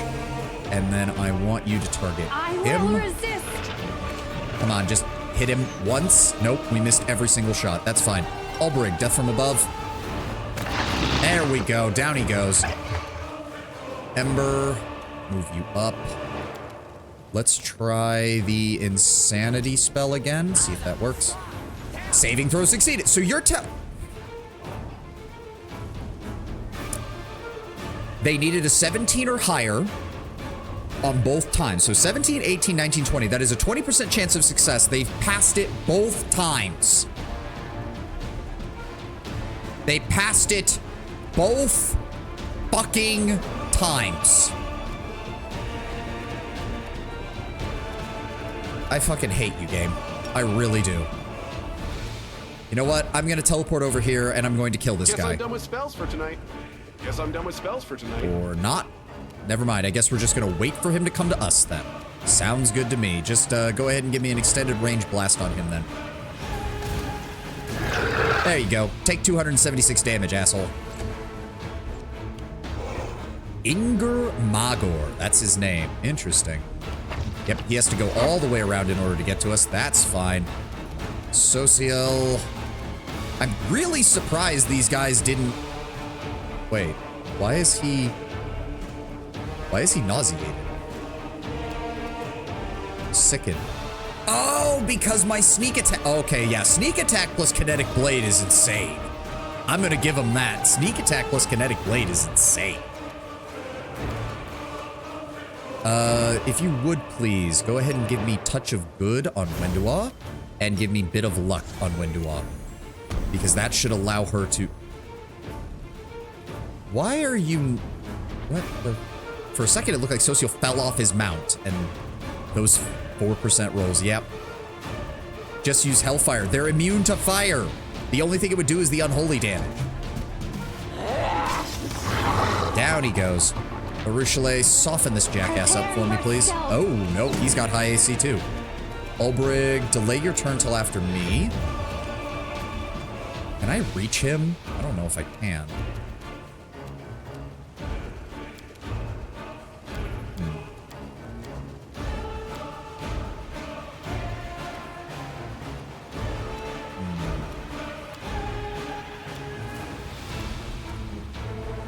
Ugh, I forgot that's close range.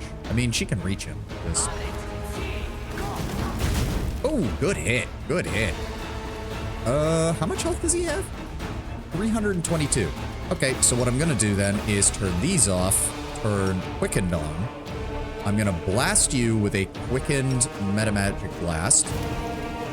That's 122. Then I'm gonna turn that off, turn you guys back on.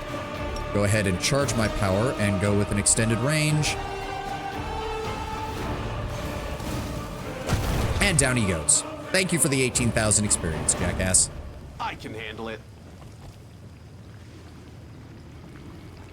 What did he drop? What did... Please let me pick it up. Let me... Game, let me pick up the fucking loot. There we go. We have the Ivory Hunter's Key. An ornate key carved from bone and found on the body of a powerful minion of Baphomet. I mean, I'm assuming this is like his personal assassin. Cloak of Resistance +4, Amulet of Natural Armor, Ring of Protection, Chain Shirt +5, and a Flail +5. Really, no named equipment? That's kind of sad. We have some generic stuff here. Oh, he's killed a lot of people around here, hasn't he? He's got some build guides, but they kind of suck. I mean, it's good at raising Ember's DC. It's not my fault the enemy made 2 less than 20% rolls in a row. And I just, the main thing as well is I wanted lore-friendly ones. Like, I wanted Ember to specialize in, like, control spells and fire spells. So, like, I didn't want to give her a bunch of random fucking levels that a lot of... See, part of the problem is that a lot of the other guides that I looked at were like, you should take 3 levels in this, and 2 levels in that, and 5 levels in this, and 4 levels in that. And I hate that. I hate those builds. I fucking hate those builds.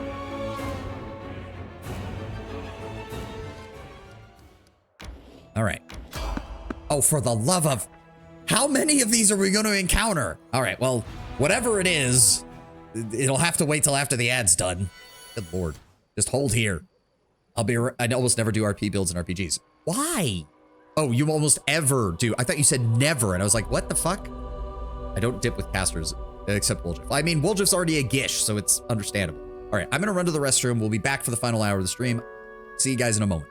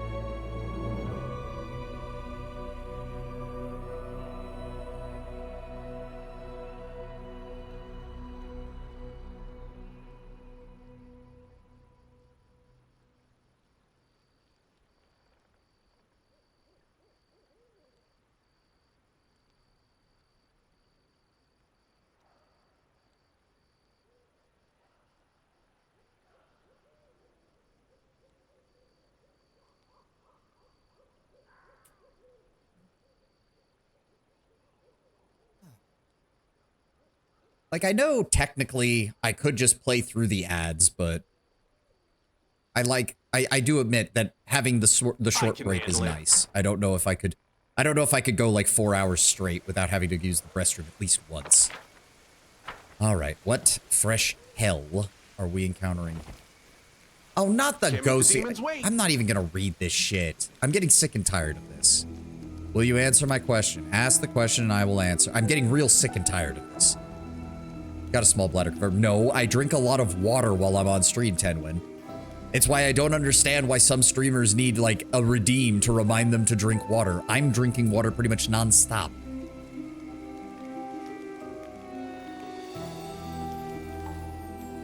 Yeah, I'm not even bothering to give this guy a voice. I'm getting sick and tired of this. Third question is about Great Keepers of Knowledge and Givers of Power. I will show you their symbols, show me their names. Brass tablet appears in the ghost's hands, engraved with 2 symbols, cogwheel shaped like an eye, and the 7-pointed star, a web of intersecting lines. They twist and collide with one another as if fighting. You know these are the symbols of 2 ancient gods of magic, Amazen and Lisala. They were worshipped in the Azlant Empire before the Earthfall. These 2 gods were rivals. Amazen taught some knowledge that should remain hidden, while Lisala's doctrine proclaimed that all knowledge should be shared freely. Both deities have long since been forgotten, and it is likely that they perished in the Earthfall. You can do well with full classes with no dips. You just need some more support, like start with debuffing to reduce enemy saves, or Court Poet to increase charisma. See, that was something I saw a lot of builds where they're just like, if you're going to do straight levels, you need a bard. And then they would go off on a tangent about how you should totally turn Sela into a bard. And I fucking, ugh. These are the symbols of Vasala and Absna, the great givers of power, long since dead in the Earthfall. Just like me! The ghost bursts out suddenly, but the emotion drains from his voice and his tone becomes dull and monotonous. Oh, are we dealing with an Aslanti ghost? That's interesting. The final veil is now open to you. Solve its riddle. Yada, yada, yada. I don't care. One question, adventurer. Only one before I disappear.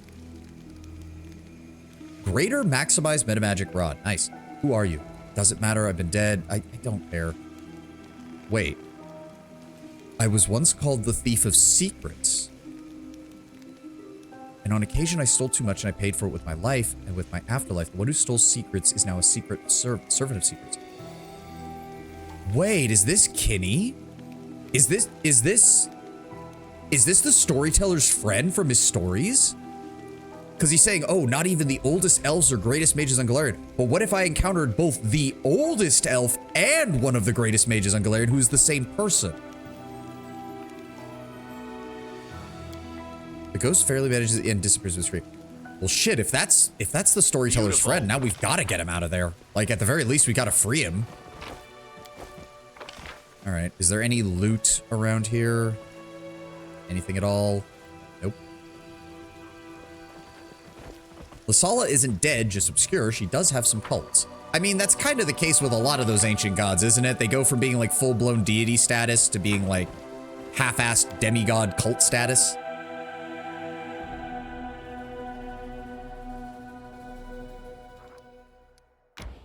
All right, finally, we might actually be able, depending on how long this takes, we might actually get this done. All right, the Grand Valley that used to be home to the temples, shrines, and altars of the many gods and deities of Sarkoris. Nowadays, Savamelek has claimed the ruins of these temples as his lair. Let's fucking go. We got a mongrel army to save and Wenduag to impress.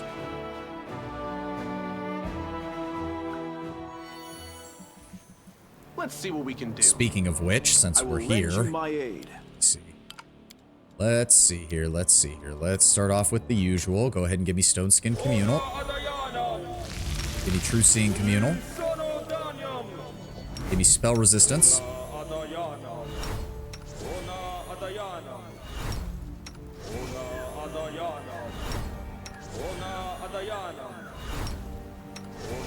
I'm getting some boon tonight. No, Tenwin, you're forgetting who Wenduag is. The highest reward isn't getting to have sex with her. It's getting to cuddle with her.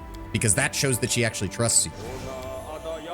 We had sex a long time ago, and we've had it multiple times with this character. It's much more interesting when Wenduag actually opens up and is intimate with you rather than just sex. You can do both. I know that you can do both. You're a good person. And I want you to give me Heroic Invocation. Any day now. Thank you. That should last 3 hours. Very nice. And then go ahead and give me Death Ward on everybody, just in case. Because he is a Vrolikai, and they do have enervation abilities.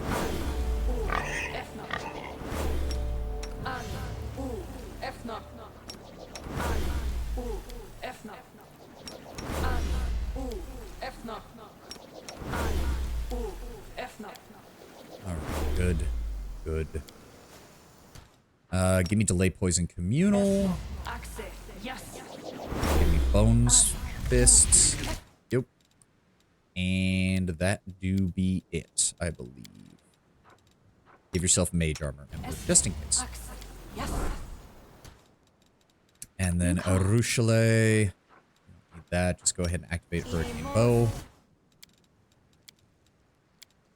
And go ahead and give everybody Long Strider so we can move faster. And if you would please give me Bark Steel so that I can use that. And give yourself Aspect Move. There we go. Believe that's everything we need right here. Turn that off until we need it, Olbrig. Turn that off until we need it. There we go. All right. F5. Oh, before I go anywhere else, hold on. 'Cause I haven't actually used these. Greater Mutagen. Where is it? Constitution and Dexterity. Take a +6 bonus to Constitution and a +4 bonus to Dexterity. Very nice. I now have a con of 45.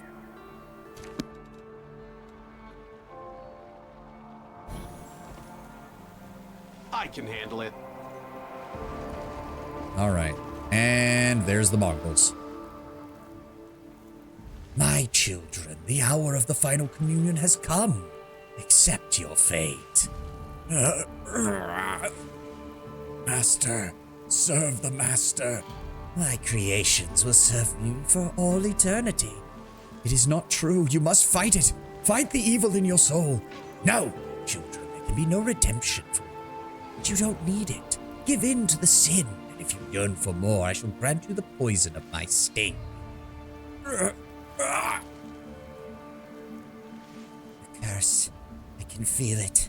Savamelek didn't waste time. He has mythic abilities too now. He's grown stronger. But so have I. I've been preparing for this. I need to face him. This time I won't back down. Let's kill him. Save my tribe. Can't make the demons wait. Alright, so we need to get down there. Quick as can be, please. Oh, there's loot of some kind. Oh, there's that. Wait. Oh, that's down there. Okay. 5. Blends him instantly. It will be hilarious. I'm glad I was useful to you. Go. Beautiful. Did he didn't even put any guards. Wow. That's a little, I would have expected him to put, oh. Robust, corrupted mongrel guard. I spoke too soon. He is, this is almost sad at this point. 100 hit points. He's level 11. Okay, buddy. Prove my worth. Arushale, give me a scout real fast. Let me see. Ah, there we go. And 2 and 3 and 4. Here we Okay, go well, again. we I think we know how this goes. I think we know exactly how this goes. Well, there goes half of them. Ooh, there's more. Fun. Ulbrig, would you like to go kill that? Yep. By the way, since the Fallout show killed your move for a Fallout playthrough, how about Wasteland 2 or 3? Those are on the list. Well, 2 is. I don't own 3 yet. I would have to actually play 3 before, or play 2 before I'd be down for it. I do own 2, though. I just never finished. Like many CRPGs, or technically that's a tactical RPG, I guess you could call it. Give me Will the Banshee, just center it right. Oh, right. This is a surprise round, so she doesn't get a chance. Just move up then. Arushale. Shoot that man. Desna, guide my hand. Wenduag, blend these skirmishers, please. Why do you have to move that far? What? They'll beg me to There we go. stop. There we go. Much better. Ulbrig, charge that man. You guys gonna move in? Oh, wow. They're actually gonna try and come to me. Okay. Be gone, fiend. Slice him in half. Oh, you charged Ulbrig. Bold choice. There's only 3 of them, but I don't care. I just want to use it. Ember, if you'd be so kind as to just select... You did use the selected one, right? Yes, good. Selective Banshee's Wail. Just eviscerate them. You moved 5 feet! Why did you use your action? Fuck it. Whatever. You piece of shit. Alright, turn off all this. Just run in and attack this guy. Damn you. Down he goes. Oh, there's another one. Oh, there's another one. Make your peace. If you set Ulbrig's flying attack to auto-use with the right click, it pops up in the left of your ability while you're using the surprise round with regular mouse click. Interesting, I didn't know that. Oh, they're just spawning onto the field now, aren't they? Yeah, they are. All right, Wenduag, move up, start attacking them. No match for me. Kind of annoying, but they're just... Oh, you're standing here. Well, I don't really care. Death from above. There we go. 2 of them down. Socio, get over here and help me. Nice. Oh, you missed the last attack. Ember, just ear-piercing scream this man to death. Wow, he actually survived that. Oh, because he's got the hardened ability. He's got the toughness ability. That's fine. I now get 8 attacks. I don't even know how I get 8 attacks, but I get 8 attacks. Are you still here? That is entirely overkill for this. I will resist.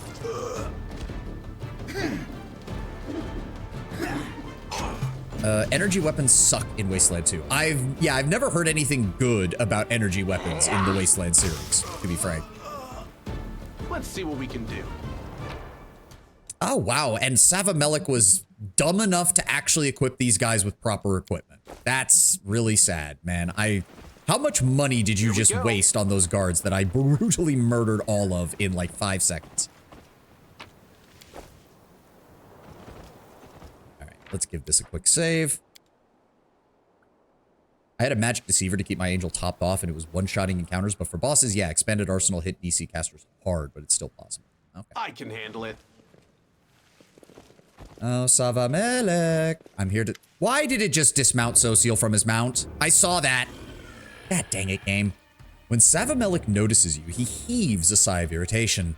Invincible Crusader Commander and his despicable minions. Congratulations, you made it out of Ushinira alive.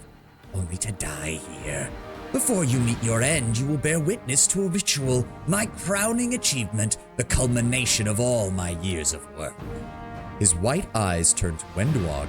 And you are here too, wayward child. How fortuitous. Your father was once one of my closest servants, but he has recently vacated his position. Take his place and claim for yourself the power, purpose, and care of a wise master. And a long life, of course. I release all the mongrels who accept my patronage from the dark and humiliating curse of their lifespan. Their lives will no longer burn out like a candle after a mere few decades. They will live as long as humans, perhaps even longer. The Huntress, who normally has a snide remark for every occasion, for once remains silent. She glares at the demon, her lips pressed together in a thin line. Angel isn't a DC caster. Oh. With Angel, which ignores saving throws. They're only good at the end of the game because there's a lot of robots. Oh, okay. The Huntress, who normally has a snide remark for every... Oh, I read that. Gooey. Sult reached Dresden and told me everything. You regret letting him go yet? He proved hardier than I thought. The power of my blood shines even in old wrecks like him. The healthy, strong mongrels that go through the ritual will be unstoppable. I just need to remove one obstacle. You. Yes, we are not so easily destroyed. You made us strong, Creator. That is true. I have made your people into magnificent creatures. You benefited greatly from the culling, the poison, the caves, the suffering you endured. All that eliminated the weak and the undeserving. I will continue to weed out the unworthy and keep the bloodline strong. You managed to get the mongrels to leave. Let me guess. Demonic influence? I called them, just as I called your pet mongrel before, just louder, to make sure they would rise and come straight to me. An easy thing to do. They were so confused after crawling out of their homely caves into the big scary world. They were in need of a stern father, a true chief. A low hiss escapes Wenduag's lips. I am their chief. Not yet, but bring me the head of this so-called commander and you will become one. Savamelik's raucous laughter drowns out Wenduag's hiss of displeasure. And how is your new ritual different from the ones before? The difference, Commander, is that all my children are now with me. And I have absolute power over their minds. While you were entertaining yourself in Alushinira, I was nurturing them with the strength and rage of the fallen. When I give the signal, they will rip you apart. He's telling the truth. I can sense the tribe has changed. Their blood runs thick and hot in their veins. Their hearts are pounding in their chests. Now they are like you, daughter. For it is your own blood that whispers, urging you to return to your family. Like all the mongrels, you are my offspring, born to serve me and take your rightful place at my side. I promise. Savamelik, you will not escape this time. You have done so twice. It shall not be a third. Don't worry. I'm not going anywhere. You should have escaped while you had the chance. The mongrels growl furiously, each and one of them brandishing a weapon. You glance around at the scowling faces. Many of them are unfamiliar to you, but you do recognize a few from your time in Neathville. He gives a low, throaty chuckle. I knew you were coming. I knew when, I knew where, and with what forces you would come. All this time I've been watching you through the eyes of your closest companions, my spy. He turns to Wenduag. Daughter, you have performed your task well. Now there is only one thing left to do. Kill your master and bring me his head. Gain my dark benevolence and be the foremost among my creations. A place at my side. Wenduag glances at you, bows her head, and then speaks, her voice low and firm. I'm breaking our deal, Savimelik. If you had asked me for anything else, I might have considered it. But you are not allowed to take his life. Her grim voice begins to be louder, ringing out triumphantly. You believed you were safe. You thought you were in control. You set an ambush, created a list of all the ways you wanted to torture your enemies. You even rehearsed your victory speech. All you were was blinded by arrogance. I see the realization in your eyes. You're asking yourself, why didn't I prepare an escape plan? How will I flee? How dare you! You are my creation! You are my slave! And you are my prey. Wenduag's lips twist into a grin as the demon nervously flaps his wings. His eyes dart about the surrounding ruins, looking for a way to escape. Yes, I can see it. I can taste your fear. There is nowhere for you to hide here, and it is time for you to accept your demise. I will deal the final blow. You stole my father from me. You took what I love most, and so now I will take what you value most. Your life. The huntress raises her axes, and her smile is as cold as ice. The smile of mountain cliffs as they watch overconfident climbers tumble to their deaths. The smile of a raging ocean when a drunken sailor drowns in its depths. It is a smile that promises nothing but death. Oh, would you look at that? Lon! It's about fucking time you showed up. Today you die. Well, you showed up a little late. Also, you don't have a bow. Why do you not have a bow? If you don't have a bow, you're kind of fucking useless. Okay, so... kind of worried that if we can, I'd like to not kill them because, you know, they were on our side. If we can find a way to just kill Savimelik, that would be great. If that's the case, Wenduag, go ahead and take a 5-foot step. Go after that Galu. No, not that one. The one over here, because he's acting sooner in the initiative. Kill him. Beg me to stop. Well, never mind. We killed that guy. Oh, well. Too late now. Go ahead and activate your Griffin aspect. Give me Death from Above on Ulbrig. On that guy. Thank you, Ulbrig.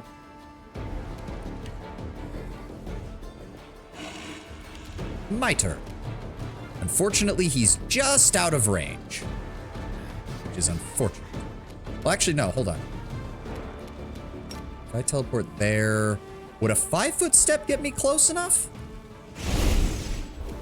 Maybe? It is, because he's a big target. You're about to have a very bad day, Savimelik. Oh, wow. 626 hit points. That's a lot. You know, that's a lot of hit points. You could do a lot of damage with that, Savimelik.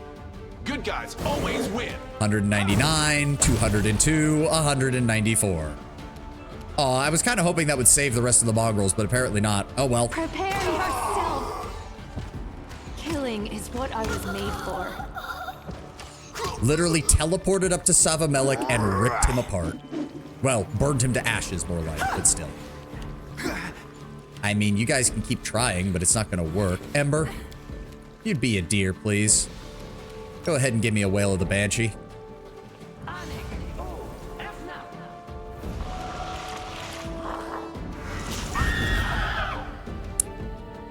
Really? Immune? Are you fucking kidding me?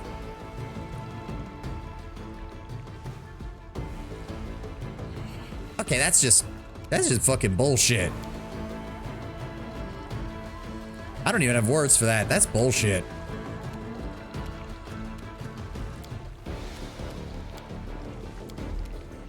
Yeah, I don't got I will nothing. bring That's down just the fucking divine annoying. wrath. Oh well. I mean, you guys can charge all you want. You're nothing without Savimelik.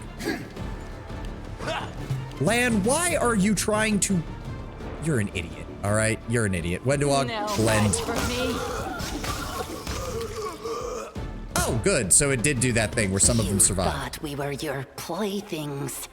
So, how does it feel to be stabbed to death by your little tin soldiers? We will no longer allow others to treat us with contempt and disrespect. We know what it is to feel pain, fear, and loneliness. We have suffered and bled. And now, we will choose our own fate. No one, not even our creator, can decide our destinies for us. I'm sure you have questions. Ask away, Master. I won't lie.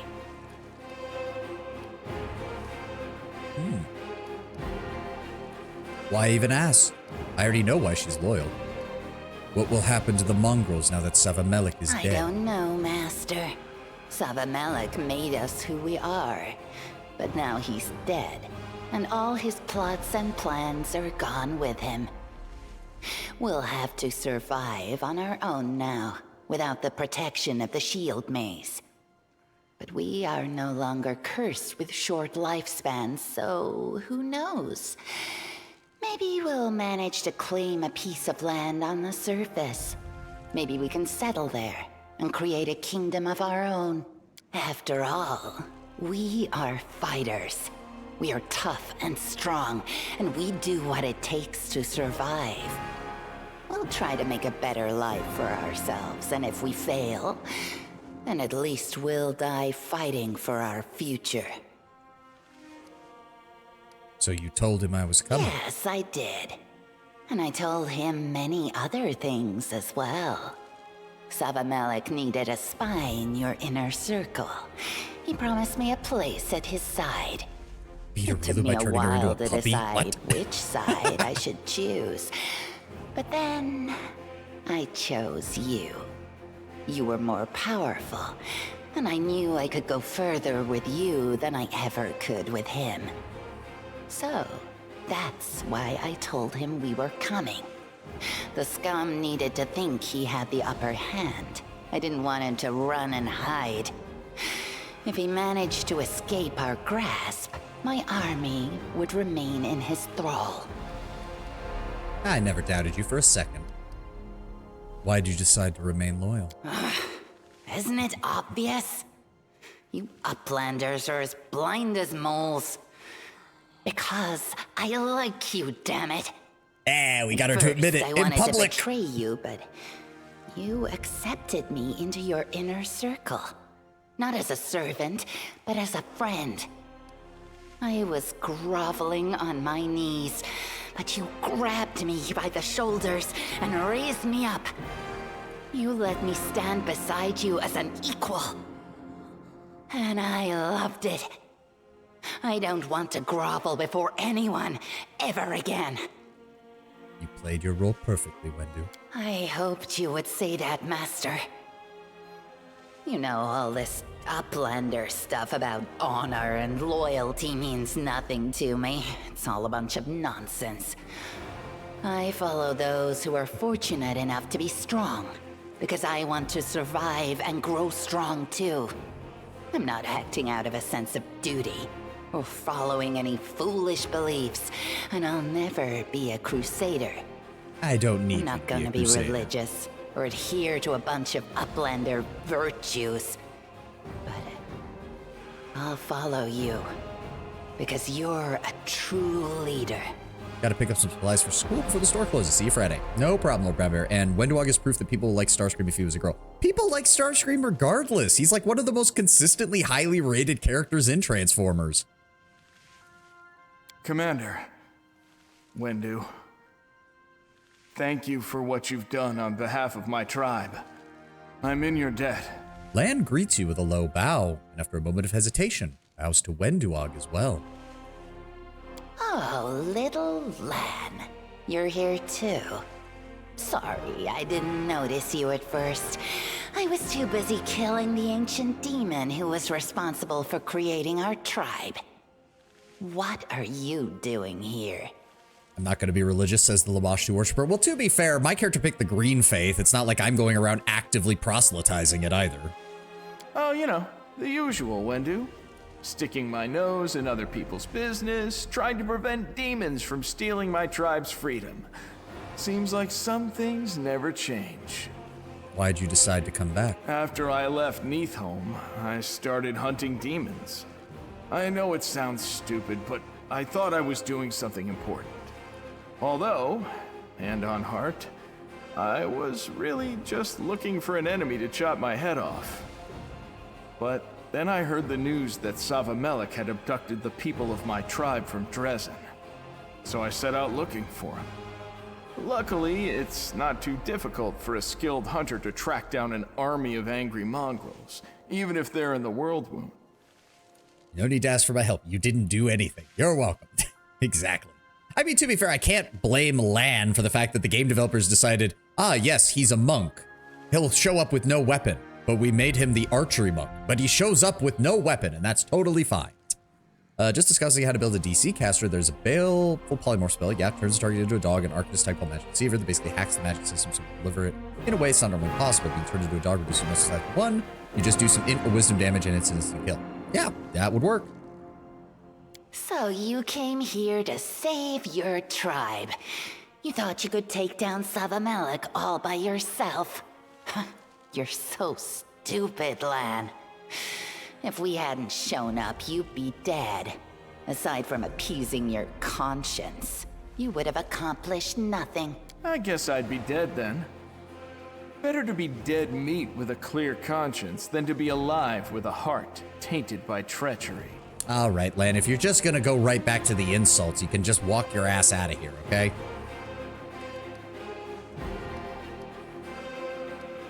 You did your duty, even if it meant severing ties with your tribe. For all your faults, Lan, you at least acted valiant. I will always be bound to my tribe. Those ties will remain forever. I am a mongrel from the Neathholm tribe, and I will never be anyone else. The fate of my tribe is my fate as well. And what will you do now? I've been thinking a lot about what you said to me back in that cave, and I guess I understand now. I was too focused on myself. I was striving to find a heroic destiny for myself, trying to become something more than just a guy with a bow. But I failed to realize that I've always been a part of something bigger. I belong to a tribe, a community, and I have no right to dictate what the other members of my tribe should do or what fate they should choose. I may not always agree with my tribe, but it is my duty to serve them. If they've decided to follow you, if this is the future they've chosen, then I'll walk that path with them. So, if your army needs a decent bowman, Commander, I'm at your service. Took you long enough. Decent? You're mediocre at best. But never mind, I'll train you up, Lan. Can't have you embarrassing us all when our army marches against the demons. I'd be glad to have you, Lan. Glad to see that you finally come around. Thank you, Commander. I'll try not to fail you or my kin ever again. Well, you can head back to Dresden on your own. I'll deal with that later. After a moment of silence, you hear an awkward cough. One of the mongrels is trying to get your attention. When you glance over, he bows his head guiltily and does his best not to make eye contact. Thank you for helping us, Commander. And thank you for lifting the curse. We're going back to Dresden immediately to continue our service to the Crusade. This time we won't disappear on you. All right, all of you move out. And remember, if you get captured again, I'm not lifting a finger to free you. If anyone's stupid enough to get caught a second time, then they are a burden to the tribe, and they will be dead. Wenduag smiles triumphantly as she looks at Savamelek's corpse. When she speaks, her voice is low and hoarse. Can we stay here just a moment longer? I need to talk to you. Alone. No problem. Alone at last. The huntress's voice is a soft purr. Does the sight of a dead demon turn you on, my sweet? I am excited, but not in the way you think. I want to offer you something even more valuable than the pleasure of my touch. You hear the huntress' low and sultry laugh. I want to offer you a gift. A communion with Sava Malik's poison. It contains immense power, but it is also incredibly dangerous. Wenduag smiles mysteriously and points to Savamelik's corpse. There's a fearsome-looking stinger at the end of its tail, and your eyes are drawn to the bead of poison that glints dangerously at its tip. Is it dangerous? Deadly. All of Savamelik's servants ate meat laced with his poison, but only a few of his strongest followers were allowed to experience the kiss of his sting. It was a great honor, though only a handful survived. Tell me about The it. poison contains Savamelik's power. This is the poison our ancestors tasted, and they became the first of our kind. The demon gave his poison to everyone who swore to serve him. When you try it for the first time, it feels like two mad scorpions have clawed their way into your brain through your ears and have begun a fight to the death inside your head. Your body will start to shake violently, and you'll feel like your bones are beginning to crack and splinter. But the pain is nothing compared to the rage that will swell within your soul. A deep, dark, abiding hatred unlike anything you've ever imagined. If you survive, the agony will eventually subside, but your heart will bear the dark stain of this anger forever. With each new day, you wake up with a single thought, a single purpose, a desire to hurt others. That is how the poison works. And yet, strangely, you've managed to resist that impulse quite well, haven't you, Wendu? There's been many a times where you've done nothing despite feeling that. I don't suppose it'll make me look like a I monster. don't know. You're not an ordinary mortal. Maybe the poison won't change your appearance. Why? Are you afraid you'll become a freak? Not really. The huntress narrows her eyes. This is strangely important to you, isn't it? Because I'm not like you. We can keep on pretending as long as we want, but I'm not an ordinary mortal. I was created by demons. You can turn a blind eye to the truth, but you'll never fully understand me until you become like me. At least a little. A cruel, hungry beast howls within my soul. If you do not hear its call, we can never truly be together. Fair. Then I'm ready. After all, I did tell you that you were mine, and I was yours. And if that means accepting that portion of your soul, so that we can be together, then I will. I'll be gentle. Wenduag tears the poisonous stinger from Savamelik's tail and brings it over to you. She caresses your skin with the stinger, delicately placing it against your chest, and then she presses down carefully until its tip pierces your skin.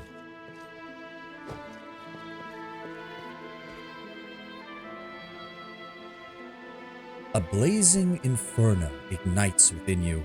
You can feel your body begin to spasm. You writhe and twist in agony. You can barely manage to choke back your screams of pain.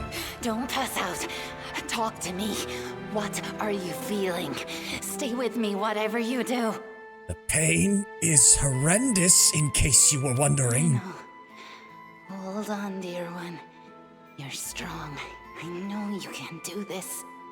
Oh, she's being very intimate right now. That's surprising for her. Wenduag gently strokes your cheek, whispers softly. The world around you begins to grow dim, as if you're surrounded by a thick fog. You hear the sound of invisible drums, a rhythmic call beckoning you, a call to hunt.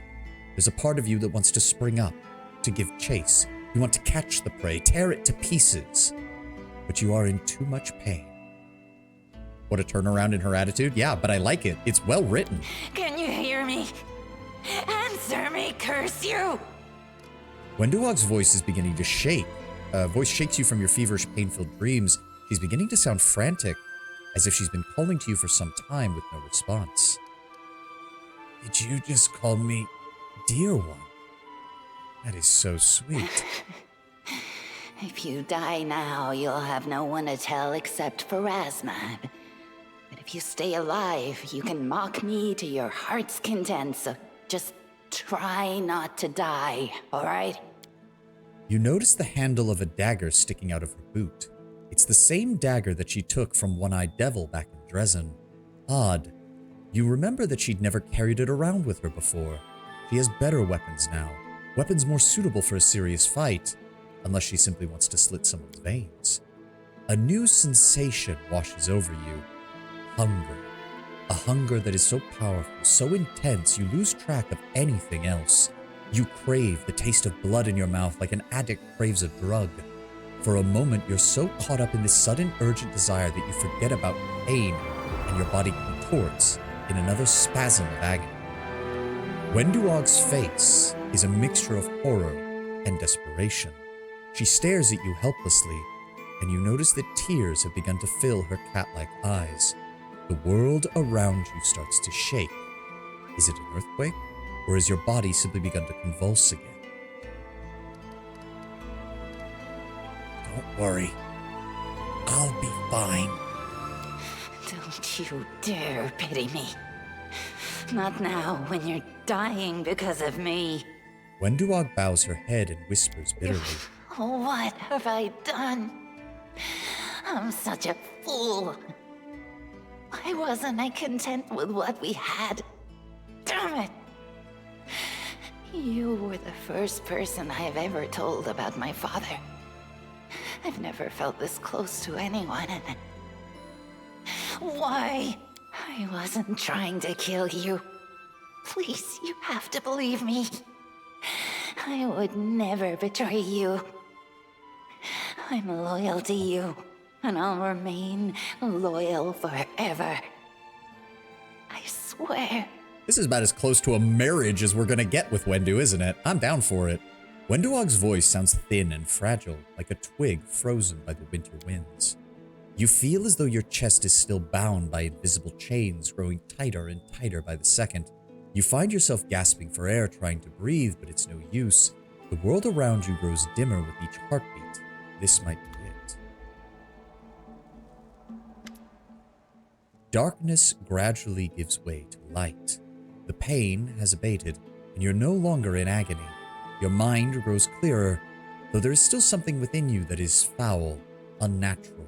You reach out with your mind and probe this lingering corruption, and you find that it is both a source of pleasure and disgust. It attracts you and repels you in equal measure. It worked. You're still alive. Wenduag, who had been staring at you worriedly, laughs in relief. Her lips are bruised and bleeding, and you taste the iron tang of blood on your lips as well. How do I look? Not that different from before. You grew some really small horns, and of course now you look like a rat, but I think it suits you. I'm joking. Relax. Don't look at me like that. No, you haven't changed at all. If I had to guess, I'd say that's because Savamelic's poison isn't strong enough to overcome your mythic power. I was touched hearing you say those things. It's unusual for you to offer up such words. I never tried to comfort you. Comforting words are for weaklings. Oh, so yandere. Tsundere, whatever one it is. I'm still the same wicked, lying, Tsundere, traitorous bitch that I was before. I still don't care about anyone but myself. But I am a little glad that you didn't just drop dead. But I guess you do have a point. Tsundere gets me. I get them confused sometimes. I've been a real bitch. But you never stopped treating me with respect and understanding, even though I didn't deserve it. You covered for me when I made mistakes. You supported me when I felt helpless and confused. You're the first person I ever decided to be loyal to until the end. It's not like I didn't want you to die, Baka. Yeah, very heavy Tsundere vibes. So you almost killed me. But I didn't. Now, I must admit, it was a close call. But I believed you were powerful enough to survive, and I was right. You passed the trial, and now we share a bond. I wanted to open up to you before, but until you shared the poison that shaped me into who I am, you would never have been able to fully understand me. This venom in my veins would always have been a barrier between us. But now it brings us closer together. Don't you see? We are special.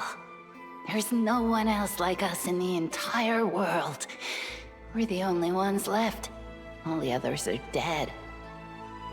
Look into my eyes. What do you see? When I look into your eyes, I see myself. Wenduag brings her face close to yours. You see yourself reflected in her huge cat-like eyes. I love you. Me too. I love you. That's how you make it worth it. The fact that the character who says that love doesn't matter and who it never applied to finally saying it after the entirety of the adventure. That's good. I like this romance path. The Huntress looks even more terrified than she did when you were dying in her arms. Her lips move soundlessly before she finally manages to force out the words. I can't believe I just said that. But I do love you. I really do. Wenduag stares at you for a moment in stunned silence before giggling happily. So you said we share a bond. What exactly does that mean? It means that I will follow you no matter where you go, and I will fight for you until my last breath. And when the time comes for us to die, I'll cover you with my body, and I'll have no regrets. Do you hear me? I'll never regret my decision to choose you. Why is there blood on my lips? I may have kissed you. Really? I thought you said kisses were disgusting. I just didn't know what else to do. I remembered Uplander saying something about how a kiss could break a spell. Oh, that's a just rubbish, adorable. isn't it? Gods, what a fool I've been. You hear confusion in her voice, and she glances over at you in sudden horror. Oh, would you look at that? The hero was brought back by true love's first kiss. And what did you think of it? Did you like it? It was absolutely horrible. I wish I had never tried it. Well then come on, love. We still have a lot to do. This war won't win itself. I don't want to think about all the battles you'll have to fight. All the ways you could be killed. I worry about you. What a strange, ridiculous feeling. Wenduag looks you in the eyes. Her voice is soft. Wenduag, I don't know what lies ahead. I don't know what the future holds. But we will be together no matter what happens, from here until the very end. And if we have to face Pharasma, we will stand before her side by side. I think we already know that I'll be dragged off to Elysium once that finally happens. But if they think that all the hordes of Azadas or ranks of angels could stop me from getting back to you, they'd be wrong. Yes. And anyone who tries to separate us will bitterly regret their mistake. Wenduag gives you an affectionate smile. Love is so sweet. So exhausting. Wenduag closes her eyes wearily and whispers softly. Yeah, that was worth it. That was a good fucking way to end that. That was good. Did we get anything from that? I have to imagine we did, right? Like, oh god, would it be all the way at the bottom? Probably be all the way at the bottom. Oh god. Nope, those are all abilities. Did we get anything? Oh, Mongrel's Blessing. You are immune to death effects, poison, and electricity. Okay, that's pretty good. In addition, whenever you land a hit in melee, the enemy must pass a Fortitude saving throw DC 10 plus character level. DC 10 plus character level plus charisma modifier, or suffer 1 permanent negative level to a maximum of 10. And as a legend, is that going to go off of my combined character level? Because that's a DC of 46 already without the charisma bonus. And even if it only counts one of them, that's still a DC of 33. For negative energy ability. Oh, that's good. This romance is also coincidentally the one with the most powerful reward. I mean, yeah, I'm not even a charisma casting class. If I was like a paladin or something, this would be insane. Could you imagine legend, paladin, like, I don't know what else you would do. You'd probably do something with cleric or something in order to get more spells. And then you just double down on the charisma and just give negative energy levels to everything. I mean, I know a lot of enemies are immune to energy drain, but still, that is good. Recent Black Panther, there's a clonus child combined with the genetics of Doc Ock, named him Otto Gunther Black Tape. Oh god, I don't even want to read that. I'm having too much fun right now. I'm not even gonna read that, Tenwin. No offense to you, but I want to focus on this. This is far more interesting. Oh, would you look at that? Savamelik actually was carrying some decent weapons. Savamelik's spine. This +5 vicious composite longbow is made from the spine of Savamelik and imbued with a fraction of his power. When the wielder of this bow hits an enemy with it, the enemy becomes corrupted. Creatures corrupted this way suffer a -2 penalty to all ability scores. This is a curse effect. A dagger +5. The astringent pacifier, a kukri. +5 caustic sacrificial kukri. All enemies in a 15-foot radius must pass a will saving throw DC 32 or become frightened for 3 rounds. It also grants a +15 competency bonus on persuasion skill checks. Dagger +4, dagger +4, dagger +4. Very nice. Let's see what we can do. Yeah, Sociel, why did you get off your mount when that whole cutscene happened? There. Another Galu warmonger. Isn't it poison? Huh?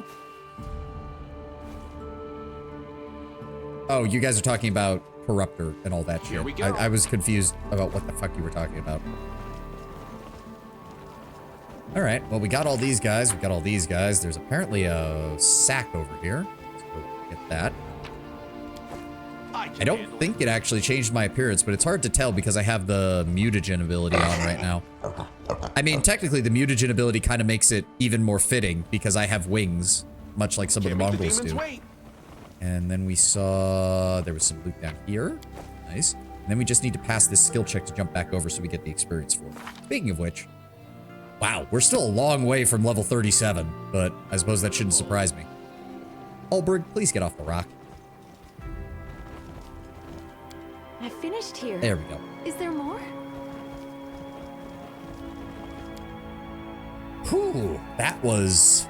No, I like that. That was a really good romance overall. It's a little counterintuitive, but that's largely because Wenduag is such a absolute mess of trauma.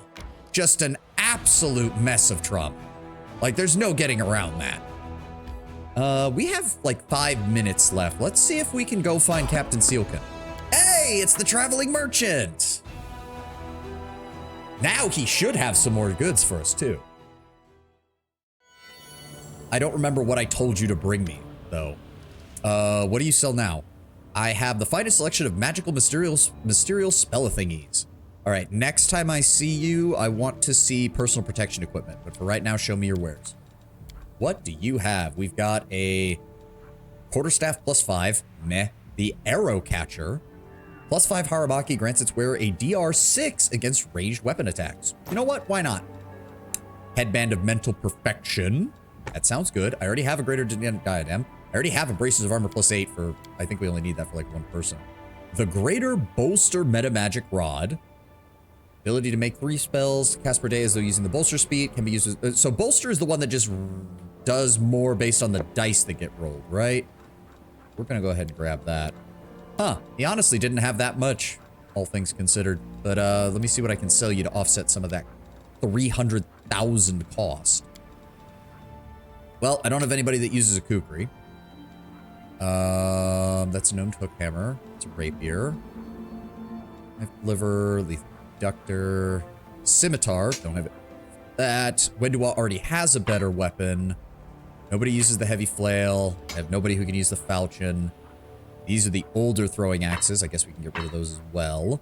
Flail +5, dagger +5, daggers +4. Oh, nope, not that one. That's the hasty eradicator. Force, unholy long spears, scimitars, axes, long swords, 4 throwing axes. There we go. Well, that got most of the cost. Heavy shield +1, heavy shields +1, breastplates, regular Haramaki, Haramaki +5, apprentice robes. I don't think there's anything else really. Oh, right. 16 of those, 16 of those, 16 of those, 1 of those. That almost got the cost down. I don't think there's anything else that I need to sell right now. Does not look like it. Nope. So that only cost me 26,000. Not bad. All right. See you next time, Skelly. See you next time. Cloudkill's biggest advantage is probably that it can be used from scrolls, and HM isn't. Love how you two are just going at it in there. I can't even follow half of what you're saying because I don't build my characters very well. I'm able to admit it. I suck at this. You should have seen some of the salt from the end of the Pillars of Eternity 1 and 2 stream when I really just could not get my fucking character concepts to work properly. Those builds did not function. Except for Takehu and Haravius because druids are stupidly overpowered in that game. I don't think we're going to be able to get through all of this. We've only got like 3 minutes. Hello, Captain Sealkind. Where did you and your buddies go? I can handle it. Wasn't there like a big vault door or something? Oh, there is. Sealkind, my friend. You kind of abandoned your post and ran off into the middle of the wilderness. You mind telling me what's up? Captain Sealkind looks much thinner, dustier, and more exhausted than before, but he's determined and optimistic as ever. A meeting I did not expect. Allow me to congratulate you on your return from your expedition to the Abyss, Commander. Why did you leave Dresden? My disagreements with the top brass became insurmountable in your absence. I treated our expedition here like a rescue mission from the very beginning. I told them there were refugees behind enemy lines full of people who needed our help. Last, the leadership was only interested in how much Neurosium would pay for the chopped off heads of demons and cultists. After a few months, they sent their emissaries and tried to remove me from command. I can't mind facing a court of my own comrades, but who would carry on with my mission? So I left, and I had a little adventure of my own. What are you doing here, then? Sealkind flexes his fingers, grimacing in pain. Digging. I've spent the last 3 days shoveling dirt and removing rocks after they forced me to leave Dresden and the Blackstone Company. I fully devoted myself to my archaeological excavations. When you discovered my missing patrol in this area, I had a hunch that they'd been moving in the right direction. And I was correct. I believe that a Sarkorian settlement from before the Worldwound is hiding just behind this door. I'd like to believe that there are still living Sarkorians in there, but I ran into some difficulties and I was about to go for help when you showed up. It seems like we met you just in time. War Chief, we need to help him as soon as possible. If some of my people really are in there, they could have survived. You make do with the builds you have now, just need to read up a bit and get beyond how much this game overwhelms you the first playthrough. Yeah, but I'm just having fun. How did you know to even look here? It was really simple. There was a mining town named Zasville not far from here. According to the archive records, the demons razed it, but 14 years after the Worldwound opened, a Sarkorian refugee in Mendev had a strange vision. It was a shaman, and he was in a trance. His ancestors told him that some kind of his kinsman was still alive, waiting to be rescued from a prison of stone. Subsequent genealogical research confirmed that these kinsmen used to live in this town. As for the prison of stone, I think that hint was pretty clear. They sought refuge in the caves and sealed them somehow. I'd never been to Zasville, but I'd heard of folks from there. Sturdy and stubborn they were, even by our standards. They would fight for their lives to the very end. Maybe they are in there. It's not the druids are OP, it's that Takehu's druid unique subclass is bonkers. Huge AoEs that don't hit your opponent. You say that, but Haravius was almost as bonkers in the first game. Looks like you need some help. That would be very kind of you. Managed to uncover the door, but opening it without any tools is beyond my capabilities. I found a poor fellow buried under the rocks, a Kellid judging by his appearance. If you can help me get this body out from under the rebel, I can use it to prove my theory is correct. Then I'll be able to return here with a full-fledged expedition. Alright, let's not waste any time. I knew I could count on you. Alright, good. Perfect timing. We can save here. We'll pick up this on Sunday. Thank you all for being here. Thank you all for joining me. Oh, we should search the body. Judging by the stench, he's only been here for weeks. He's been here for weeks, yes. Thank you all for being here. Thank you all for joining me. I hope you all had a glorious time on the stream. We made some good progress. Finished up Wenduag's quest. It was adorable. I think that's one of my favorite romance subplots that I think we've seen in a CRPG so far. It was actually really well done. To be fair, my first Kineticist playthrough seems complex for me. Yeah, the funny thing is I chose Kineticist to try and be simple because being able to hit touch attack makes things a lot easier against a lot of enemies. But let's go find someone to raid real fast and I will let you guys go. I will let you guys go. God damn it. The fucking multi-chat. I just checked it and there are people chatting in the YouTube chat again and still nothing showing up on OBS's end. So I have got to get that fixed, but let's go find someone to raid real fast. Who is on? Actually, I think I know who is on. Who's on right now? Who's on right now? We've got a couple of people on. Who do we want to go today? Actually, a lot of people are on. Dear Lord. It is always funny when this thing just gives me a huge long list, but we're going to go ahead and raid into Jin. Neon Sapphire Jin. He's a friend of the channel. He pops up every now and then in our chat. He shows up every now and then. He's raided us, I think, once or twice. It looks like him and some buddies are playing Payday 2, so we're going to go ahead and raid into him. I understand if you guys don't have long or if Payday 2 is not your type of content, but still, thank you for supporting the raid and thank you for supporting the channel. Thank you again to Tenwin for giving the gifted sub to Runner and for everybody showing up. I will see you all on Friday for the Surge 2. I need to do some farming off stream tomorrow so that we'll hopefully be able to beat that boss without it taking the entire stream. But as I said before, thank you all for being here. Thank you all for joining me, and I will see you on Friday. Have a glorious rest of your day, guys. I'll see you then. Bye-bye.